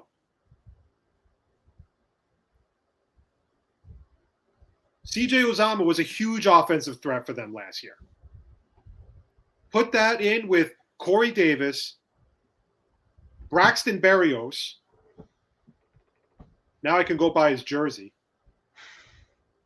Elijah Moore, and another receiver. And if you wanted to, you can bring back Keelan Cole if you really wanted to. Yeah. And you're loaded. You're set. This notion that the Jets desperately need a wide receiver one for Zach Wilson is completely overblown. Now, that being said, after free agency takes its toll and the dust clears and we start to reevaluate how things are going, here is what I think is going to happen. I personally believe that the Jets are going to fall short of getting Kayvon Thibodeau. That I think he's going to go in the top 3. I think that the Jaguars, now that the Jaguars added Brandon Scherf and the Jaguars brought back Cam Robinson, I don't see them drafting a lineman. I think they're going to wind up drafting Aiden Hutchinson. Okay? And that leaves either the Lions or leaves the Texans. I've been seeing a lot of different shit with the Lions over the last few mock drafts. Some mock drafts have them taking Kyle Hamilton. Some mock drafts have them taking Ekwonu. Some of them have them taking Malik Willis, number 2 overall. Okay? It's all over the place. But something tells me that they're going to wind up with either Thibodeau or they could wind up with Trayvon Walker if they want to draft him. Here are 2 things you can be certain of with the number 4 pick. Number 1, it is not going to be a secondary player. It is not going to – I'm sorry, Klim. It's not – I don't have a problem with them drafting Sauce. I don't think it's going to be him, though. Who do you think it's going to be? My guess is I think it's going to be a lineman. See, I can't. Hold on. Not done. Okay. The problem is I want it to be a pass rusher. Right. I don't think Jermaine Johnson is a top 5 pick, in my opinion. Jermaine Johnson seems like that guy that's shooting up draft boards too quickly, and I think the minute we draft him, he's not going to be as good as advertised. Mm-hmm. Karlaftis is not a top 5 line pass rusher either. They could draft Trayvon Walker at number 4 overall to fill that spot where they lost Foley Fatukazi, which would be fine. I keep getting it in my head that if they don't, I think the guy that they want is Ekwonu. Especially after hearing today that Becton is not going to be ready for OTAs and everybody's red flags went up right away. I don't worry about OTAs. OTAs don't mean much to me. Okay? If Becton starts missing mini camps and then training camp and preseason, then I will be nervous about Mekhi Becton. Mm-hmm. If all checks out with Mekhi Becton, then I could see the possibility of it being Sauce. Mm-hmm. I just don't get this vibe that Douglas is going to take a corner with the number 4 pick. However, if you know he's not going to be there at 10, you got to take him at 4. Mm-hmm. The only way they're going to combat what they're dealing with in the East is pass rush. Right. So today they went out, they signed Solomon Thomas, former 49er, played under Saleh, been a bit of a bust, tore his ACL in the Jets in 2020 at MetLife Stadium. Hasn't really been the same, but he had his best year last year with 3.5 sacks. You take it for what it's worth, okay? The depth. I'll take it. I'm fine with that. It's a low risk, high reward signing, in my opinion. Yeah. Now, I am more likely to believe that at 10, that's where they're going to draft the receiver. Mm-hmm. I don't know who they prefer out of all of them. I'm fine with Drake London. I'm fine with Garrett Wilson. I'm fine with Treylon Burks, but I don't think Treylon Burks is going to go that high. I like Chris Olave. Not at 10. Really? You don't think so?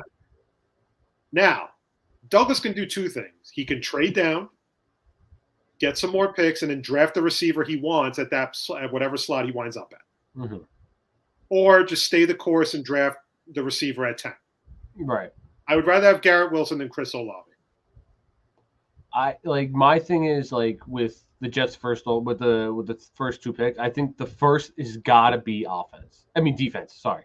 It's gotta be defense. It doesn't matter whether it's, a pass rusher, a corner, safety, linebacker, whoever it's gotta be defense. And I'm like, I can't see the Jets have to expect Mekhi Becton to be ready to go for mini camps in the preseason. They have to expect that. You can't draft an offensive lineman at the 4th overall pick, and then it's like, oh, Mekhi Becton's healthy and is ready to play all 16 games. 17 games. You can't do that because we need a guy who's going to start all 17 games this year at 4. So I feel draft a tackle in the 2nd round if you wanted to. That's fine. I'm okay with that. One of the 2 second rounds. Like, I'm okay with that, but I feel like we have to, whether it's going to be Sauce Gardner, Kyle Hamilton, Thibodeau, Devin Lloyd, so whoever is the best available defender at 4, I think we got to go with. And I agree.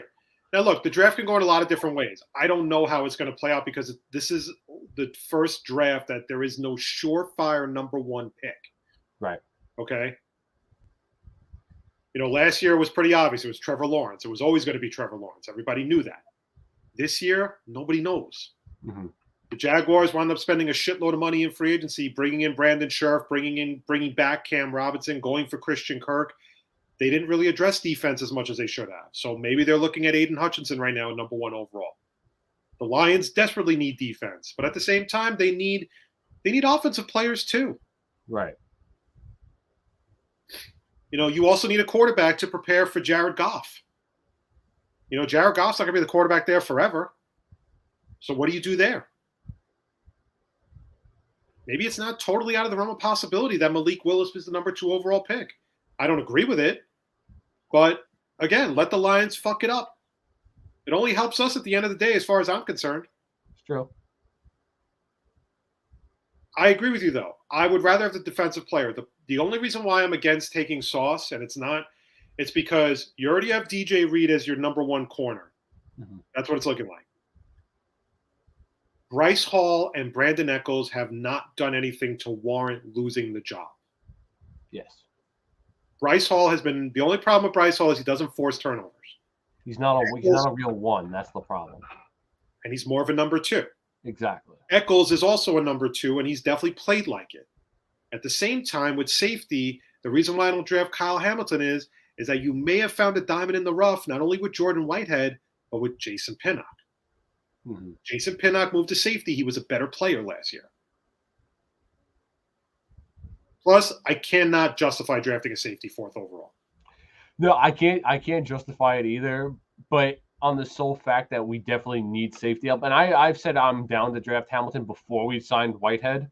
But now that we signed Whitehead, I'm like, we don't really need it that much. And plus, how's it look that we literally just traded away the guy we drafted 6th overall at safety? You never have enough pass rushers. I would want the Jets to draft 2 pass rushers in the first 2 rounds. Oh, that would be ideal. Or even a pass rushing linebacker. Like I said, Devin Lloyd. Devin Lloyd would be perfect. Like if you really wanted to not draft a receiver at 10 and you drafted Kayvon Thibodeau at 4, draft Jermaine Johnson 10. Now you've just solved your defensive end problem, which is what has always been killing the Jets, is they have no rush to the quarterback. Because if you get consistent pressure on the quarterback, it takes the pressure off the secondary. Mm-hmm. And the Jets have not had a consistent pass rusher since probably John Abraham. It's been a while. And even John Abraham didn't last that long with the Jets. No. But again, it's just right now, I don't know where they're going. But I am a lot confident in Joe Douglas and Robert Saleh than I ever was under any previous general manager. Same. Trayvon Walker would not be a bad pick for the D-line because you just lost Foley Fatukazi. But you could also slide John Franklin Myers inside if you're going to draft a pass rusher. Mm-hmm. Well, let's not forget we got Carl Lawson coming back as well. Exactly. And you have Bryce Huff. And you're going to draft another pass rusher. Yeah. So there's a lot of different ways they can go. But this notion that the Jets need a number 1 receiver is completely fucking overblown. No, see, like, I'm tired of listening to it, Klim. I'm so tired of listening to it. No, I agree with you. Like, would I have been happy if we got Devontae Adams or Tyreek Hill? Absolutely. I would have been through the moon. I would have been like, awesome. That's great. We got a number 1 wide receiver. That's fantastic. But I'm not losing sleep knowing that if we didn't trade for someone, or if we don't trade for a guy like DK or even Antonio Brown now, I'm not going to lose sleep over it because I'm like, okay, I have very good confidence in Corey Davis. But here's the other part of it, though, Klim. And this is the thing that's getting on my nerves now. Now, because Devontae Adams got traded, Tyreek Hill got traded, Amari Cooper got traded, now all of a sudden, apparently every number one wide receiver is available via trade. Yeah, it said that DK, AJ Brown, and Deebo Samuel. Yeah. Do you really think the Niners on the will radar? trade Deebo Samuel? If they trade Deebo Samuel, they'll be the stupidest motherfuckers in the world. But that's my point. They're not a dumb organization. They're a very good organization. They know that Deebo Samuel, Trey Lance needs all the weapons he can get. Why in God's name would you trade Deebo Samuel right now? Yeah, especially a guy like Deebo Samuel who could play wide receiver and running back. He's fantastic. The only guy of the three that I could see is actually a realistic option, believe it or not, is A.J. Brown. Because A.J. Brown is tight with Elijah Moore. I think they're related, if I'm not mistaken. Right? But my point is like he would want to go play with Elijah Moore in New York. Right. But save it. And you know what? I'm proud of Jets fans. You know why I'm proud of Jets fans? Because they're not reverting right back to the sky is falling because we didn't get a number one receiver. Most of the people that I've read comments on have been cool with the idea that they didn't get Tyreek Hill. You know why? Because they tried to get Tyreek Hill. Yep. And at the end of the day, Tyreek Hill chose Miami. It had nothing to do with Joe Douglas. It had nothing to do with the Jets. He just wanted to go play in Miami. You can't fault him for that. You can't fault Joe Douglas for not putting in, the effort. I was frustrated because it was like another fucking guy doesn't want to come to the Jets. But in reality, when you see what they gave up, and they were going to give him his money too. It wasn't like Joe Douglas wasn't going to pay him. Joe Douglas was ready to pay him. Yeah, but he wanted to pay him. Like I said, like you mentioned, like the Chiefs were ready to accept either trade, whether it was from the Dolphins or the Jets. It was all up to Tyreek Hill. And as we saw, Tyreek Hill never even had an inkling of coming to the Jets. Like, it was always Miami. So I'm curious to see how the draft plays out. I wish the draft was this Thursday. That's how excited I need the draft so bad. We have another month, so we have another 4 or 5 weeks. So we'll get there. But it's going to get interesting as we keep going along. I expect Douglas to trade down at some point in the draft. Maybe he'll trade down from 10 if he gets the right offer. Depending on where if the quarterbacks haven't fallen yet in the top 10 and Douglas is picking at 10, there could be a team ready to pounce and give him an offer that he can't refuse. Mm-hmm. All right. But I agree with you. I think the fourth pick needs to be defense. I think it needs to be a pass rusher. I'm okay with taking Sauce. I just don't think they're going to. Oh, can you imagine we have Sauce, DJ Reed, Bryce Hall, Brandon Eccles, Michael Carter? Sign me up for that. Not to mention Jordan Whitehead and another safety who they're going to take probably a safety in the draft at some point. Oh my God, they got to take a safety. But they need linebackers too. That's another area they need. Oh, we need everything. Oh, but you're not going to fix it all in a year. That's the whole point. It's going to take time. And I think they really believe in Hamza Nasruddin and Jamin Sherwood to be linebackers next year. So we have to see how that plays out. Which is fine because if you can add another linebacker, like a starting linebacker in the draft, like I mentioned, like Devin Lloyd. So you add Devin Lloyd, you have Devin Lloyd, C.J. Mosley, and Quincy Williams with a rotation of Nasruddin and Sherwood. Yeah. By all means, I'm all for that. I'm all okay with that. All right, last thing we're going to talk about before we get out of here is we're going to talk about the Yankees a little bit. Spring baseball season is next week as we finally get started with baseball season. We'll get into the Mets moves in a minute. But the Yankees, to me, have had a very interesting offseason. They don't get Corey Seager. They don't get Trevor Story.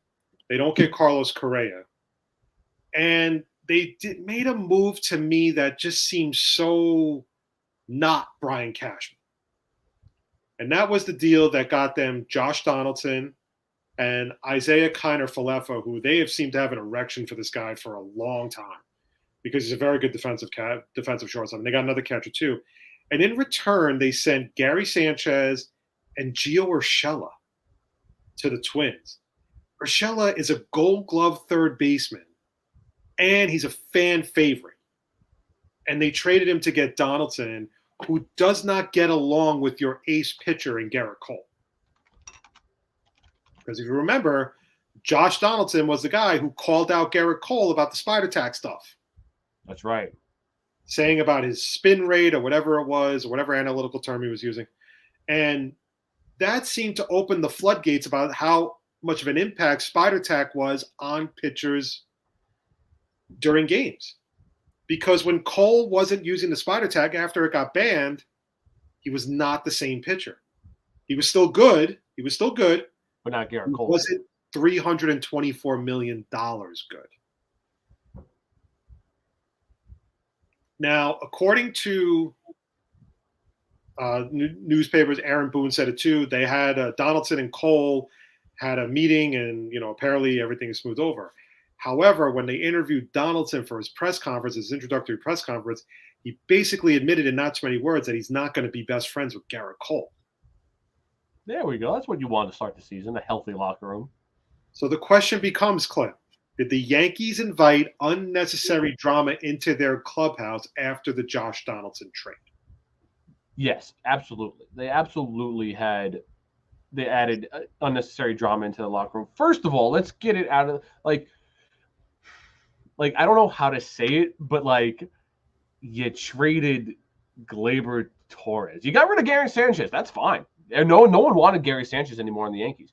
But you traded Gio Urshela? That makes no sense. He's been arguably your second best hitter next to DJ LeMahieu. And you traded him away for Josh Donaldson, who hasn't been good since his MVP season 6-7 years ago? He's a 247 hitter. He was 247 hitter last year. It's crazy. I will always love Josh Donaldson. He's one of my favorite players. But why? Think about it like this, Clem. That is the equivalent to me because he called out one of your players. One of the players that you brought in last year, he called him out. Mm-hmm. The sad part about it was he was right. Mm-hmm. Because Cole was not the same pitcher. He struggled a lot towards the end of the year. He had a terrible outing in the wild card game against Boston. He only went 2 1/3 innings, which is ridiculous for Garrett Cole. Right. The Yankees stumbled into the wild card. Remember they had the lead? They had the lead. They had home field advantage for the wild card game, and Tampa fucking mopped the floor with them in the last few games of the season. They wound up winning the last game of the year on an infield single by Aaron Judge. It won 1-0 when the Rays weren't even playing that hard. Mm-hmm. They go into that wild card game, and they got destroyed by Boston. Yep. Now, here is the problem I have with the whole Donaldson trade. It's not the fact that Donaldson isn't a good player. We know he is. He'll hit for power at Yankee Stadium. But you have another one of these guys that are home run or nothing. Yep. Just like Joey Gallo. Okay? In a way, just like Gleyber Torres. Just like Giancarlo Stanton. Like Judge. Well, not really Judge. But not really Judge. I give Judge a pass. I would have said the same thing if Gary Sanchez was still on the team. Yeah. Okay?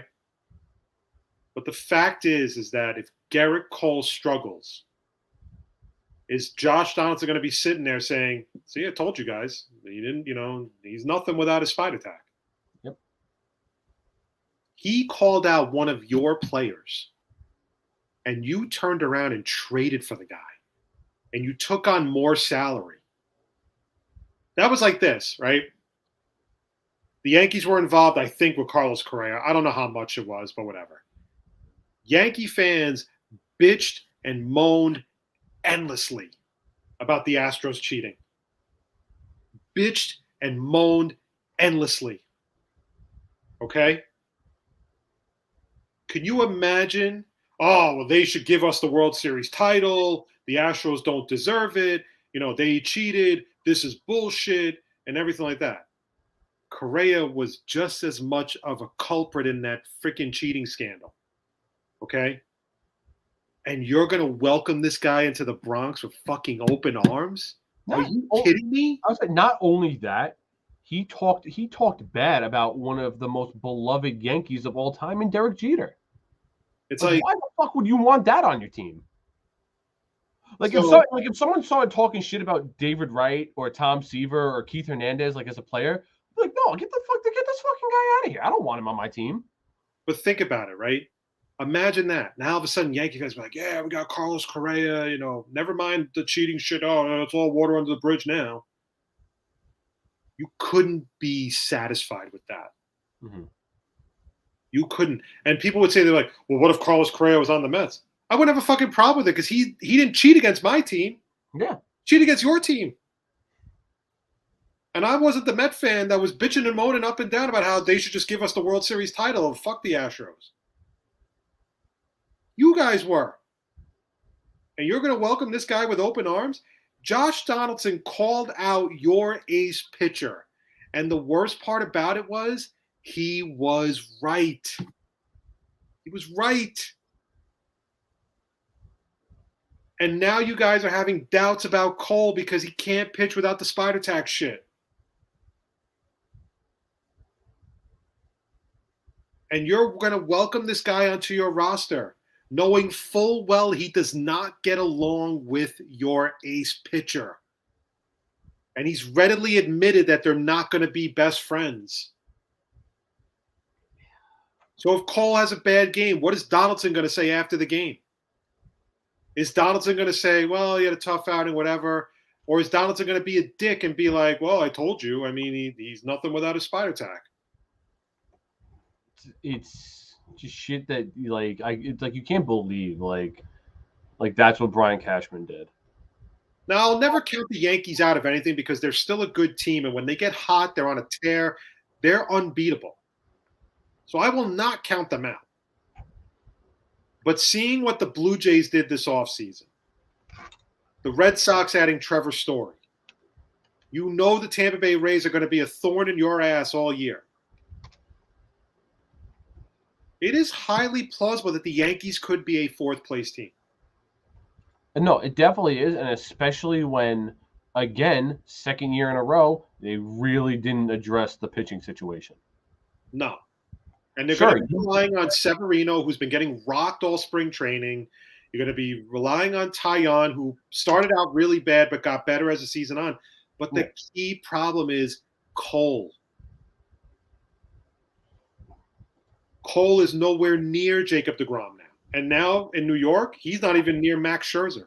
No, he's not. He really isn't. And people I saw a list. It had Scherzer, then Cole, and then deGrom 5. I was like, what pot is this guy smoking? Oh, another one had deGrom, then Cole, then Scherzer. I'm like, did no one see the end of the year? You pay especially in the playoff game. That was the exact situation you gave Cole all this money for. And he fucked it up royally for you guys. And I like Garrett Cole. I'm not bad-mouthing Garrett Cole whatsoever. But it's like he didn't rise to the occasion when the Yankees gave him that $300 million contract, and he didn't show up when it was time for Garrett Cole to be Garrett Cole. In big spots, Garrett Cole has failed.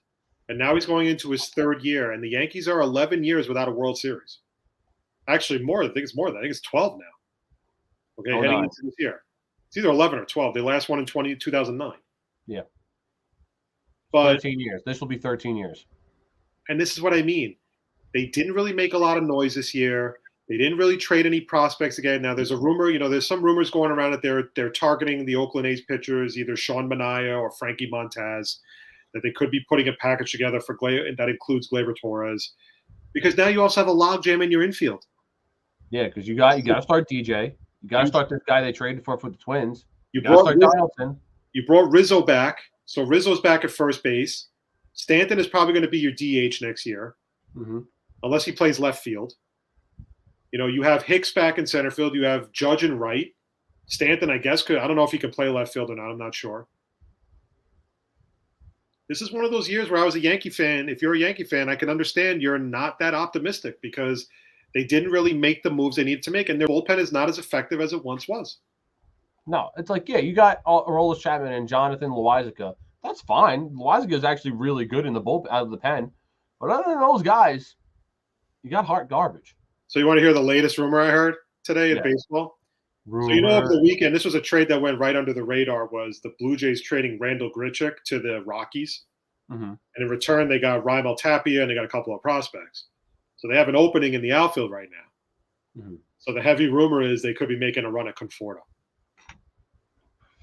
I think he would excel with the Blue Jays. He's a lefty bat too. I don't know if the Jays are righty heavy in their lineup. I'm not really 100% sure, but that's the rumor going around. I don't know how much truth there is to it. So you take it with a grain of salt because he's still a guy without a team.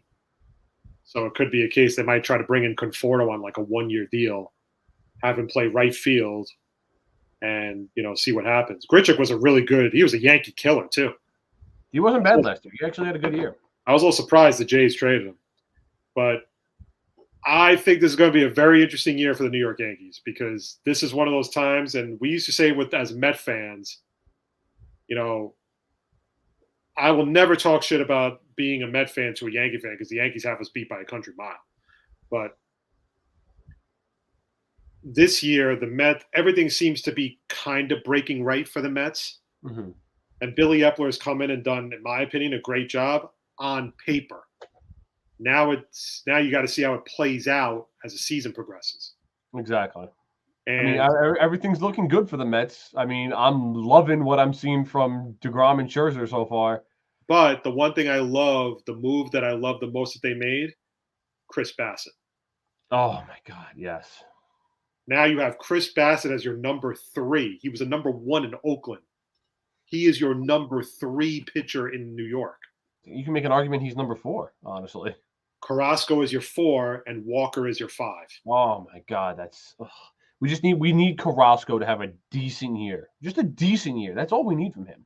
And the reason why I'm more confident now putting it all together is because Buck is managing the team. Oh my God, yes! I just can't. Give me Mets baseball right now. I'm probably going to the series, the Diamondback series on that weekend. Ooh, let's go. I'm gonna try to go. At least to like one. I can't go to opening day, but I'll definitely go to like Saturday or Sunday game. I got to go to games this year. I can't wait.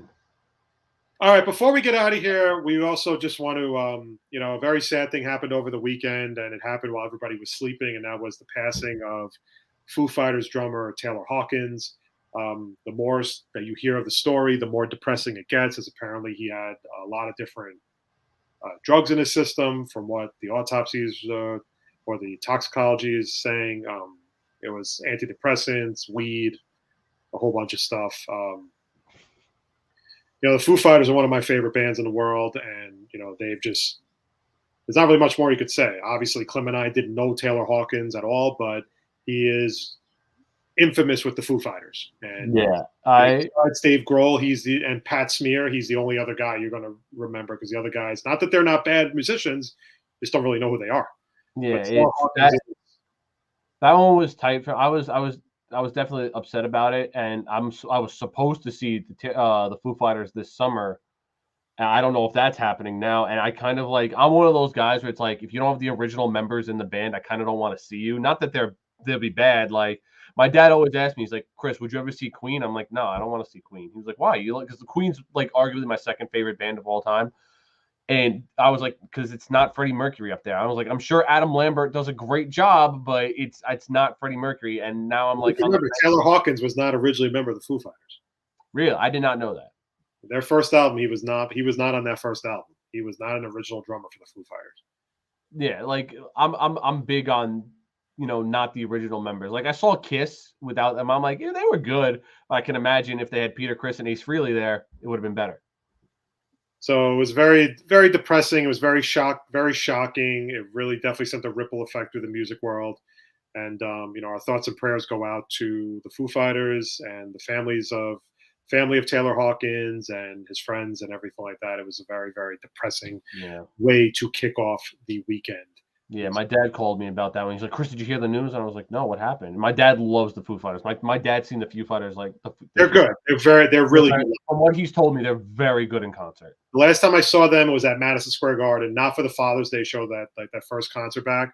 Right. When I was working at the New Yorker, my friend, who was director of operations, got free tickets to go to the Foo Fighters, and he gave them to me because he knew I was a huge fan, and they were general admission tickets, like floor tickets for the Foo Fighters, and it was a great show. Yeah, so, my dad has always said good things about anytime he saw the Foo Fighters.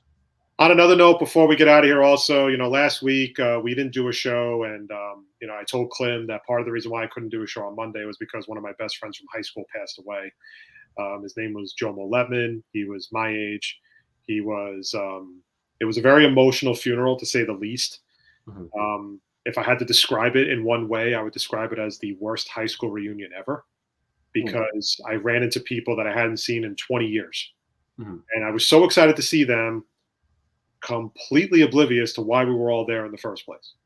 And that was to pay respects to a very good man, a guy who always had your back when you needed it, always looked out for his friends, always looked out for his family.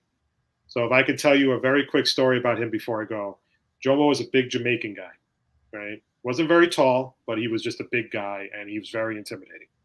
Now, I knew him for long enough to know when he was full of shit. But a long time ago, he was with me at my sister's house. And my sister, my niece, was dating a guy who was about 2 years older than her. Mm-hmm. My sister was not a fan of that at all, because she felt that she was being taken advantage of. Right. And now, we had never met the guy before in our life, and that's that. So one time, my niece was on her way home with her boyfriend, and as her boyfriend was leaving, me and Jomo were sitting in my sister's apartment. And my sister said, I want him to come up and I want to talk to him. So my niece was very embarrassed, because that's how teenagers get, and everything. So sure as shit, he comes upstairs. And the first thing he sees is a very intimidating Jamaican guy sitting on the couch. Right? Now, I'm sitting there and I'm like, whatever. And now Jomo has known my niece since she was a kid, like 10, 11 years old. And this is when she's like 19 years old. Right. And, we got to talking. The boyfriend turned out to be a really, really nice guy. And he wasn't a dick. And he was very, I respected him a lot for facing the music. And I left him with this little nugget. I said, look, I don't know you very well, and I don't know you from a hole in the wall. I said, but here's the thing. You are dating someone very important to me. And she means the world to me, and I'm always going to have her back. And I'm always going to be there to protect her, whether you like it or not. Right. And I said, here's the deal. If you hurt her in any way, it's not me you have to worry about. And I pointed to Jomo and I said, it's him you have to worry about. And the guy was like, I'll never forget the look on the guy's face. And he basically turned around and said, don't worry, everything's okay, or whatever, and all that stuff, right? That's how Jomo was. When the kid left, I looked at Jomo and said, you can cut the shit now. But he was a guy without a filter. He was a guy that told you how he felt. He was a guy I lost touch with him a long time ago, but I miss him every day. And if I could tell you one more story before we go, because this is where I get, it was, like I said, it was very emotional. We were telling a lot of stories about him. A long time ago, me, him, and a friend of mine went to the movies. We went to see I Know What You Did Last Summer, the original one with Jennifer Love Hewitt. But Jennifer Love Hewitt was smoking hot. Okay. It was packed theater. And there was a scary part, but me, Jomo, and my friend were like, it's bullshit, whatever. Right. This kid behind me, Klim, swear to God, screams like a woman. Okay? Screams at the top of his lungs, like blood-curdling scream, right? And we just kind of look around, and some guy next to us goes, yo, what was that? Jomo on cue turns around, points to the kid in front of his friends and says, it was this kid screaming like a little bitch. And his friends could not do anything but laugh. Oh my God. Funniest thing ever. And the kid had no choice. He had to suck it up. And that was Jomo. He had no filter. He was all business, but he was one of the nicest people you'll ever meet in your life. And these are the times where you sit there and you say to yourself, you can't take life for granted. Right. You got to live every moment like it's your last, because it may be your last someday. And, rest in peace, Jomo. You will be missed. We miss you already. And that's pretty much all I got to say on that. And on that note, that'll do it for this episode of Moffett on the Mic for this Monday. A very special thank you to the one and only Eric Slamilton Hamilton for joining us to talk everything WrestleMania. Please check out the What's Wrong with Wrestling podcast. Subscribe to it on Apple Podcasts, just like you could subscribe to our podcast, courtesy of Apple Podcasts. You can also, for $5 a month, you can join their Patreon, and you'll get AEW recaps, you'll get WrestleMania, you'll get pay-per-view recaps, you'll get all the works and everything. So we highly recommend you do it. The Pisanos and Eric have been amazing friends to the show, and we always look forward to having them on. So again, thank you to Eric Slamilton Hamilton for joining us. Klim, thank you for holding it down like you normally do. Are we back next Monday? Or we should be good next Monday. All right, so we'll be back next Monday with all things sports. I am Craig. This is Klim. This has been the Moffett on the Mic show. Wherever you are, stay safe. Enjoy the rest of the week. And we'll be back next Monday right here on the A1 Sports Network Facebook page. Have a great week, everybody. See you next Monday.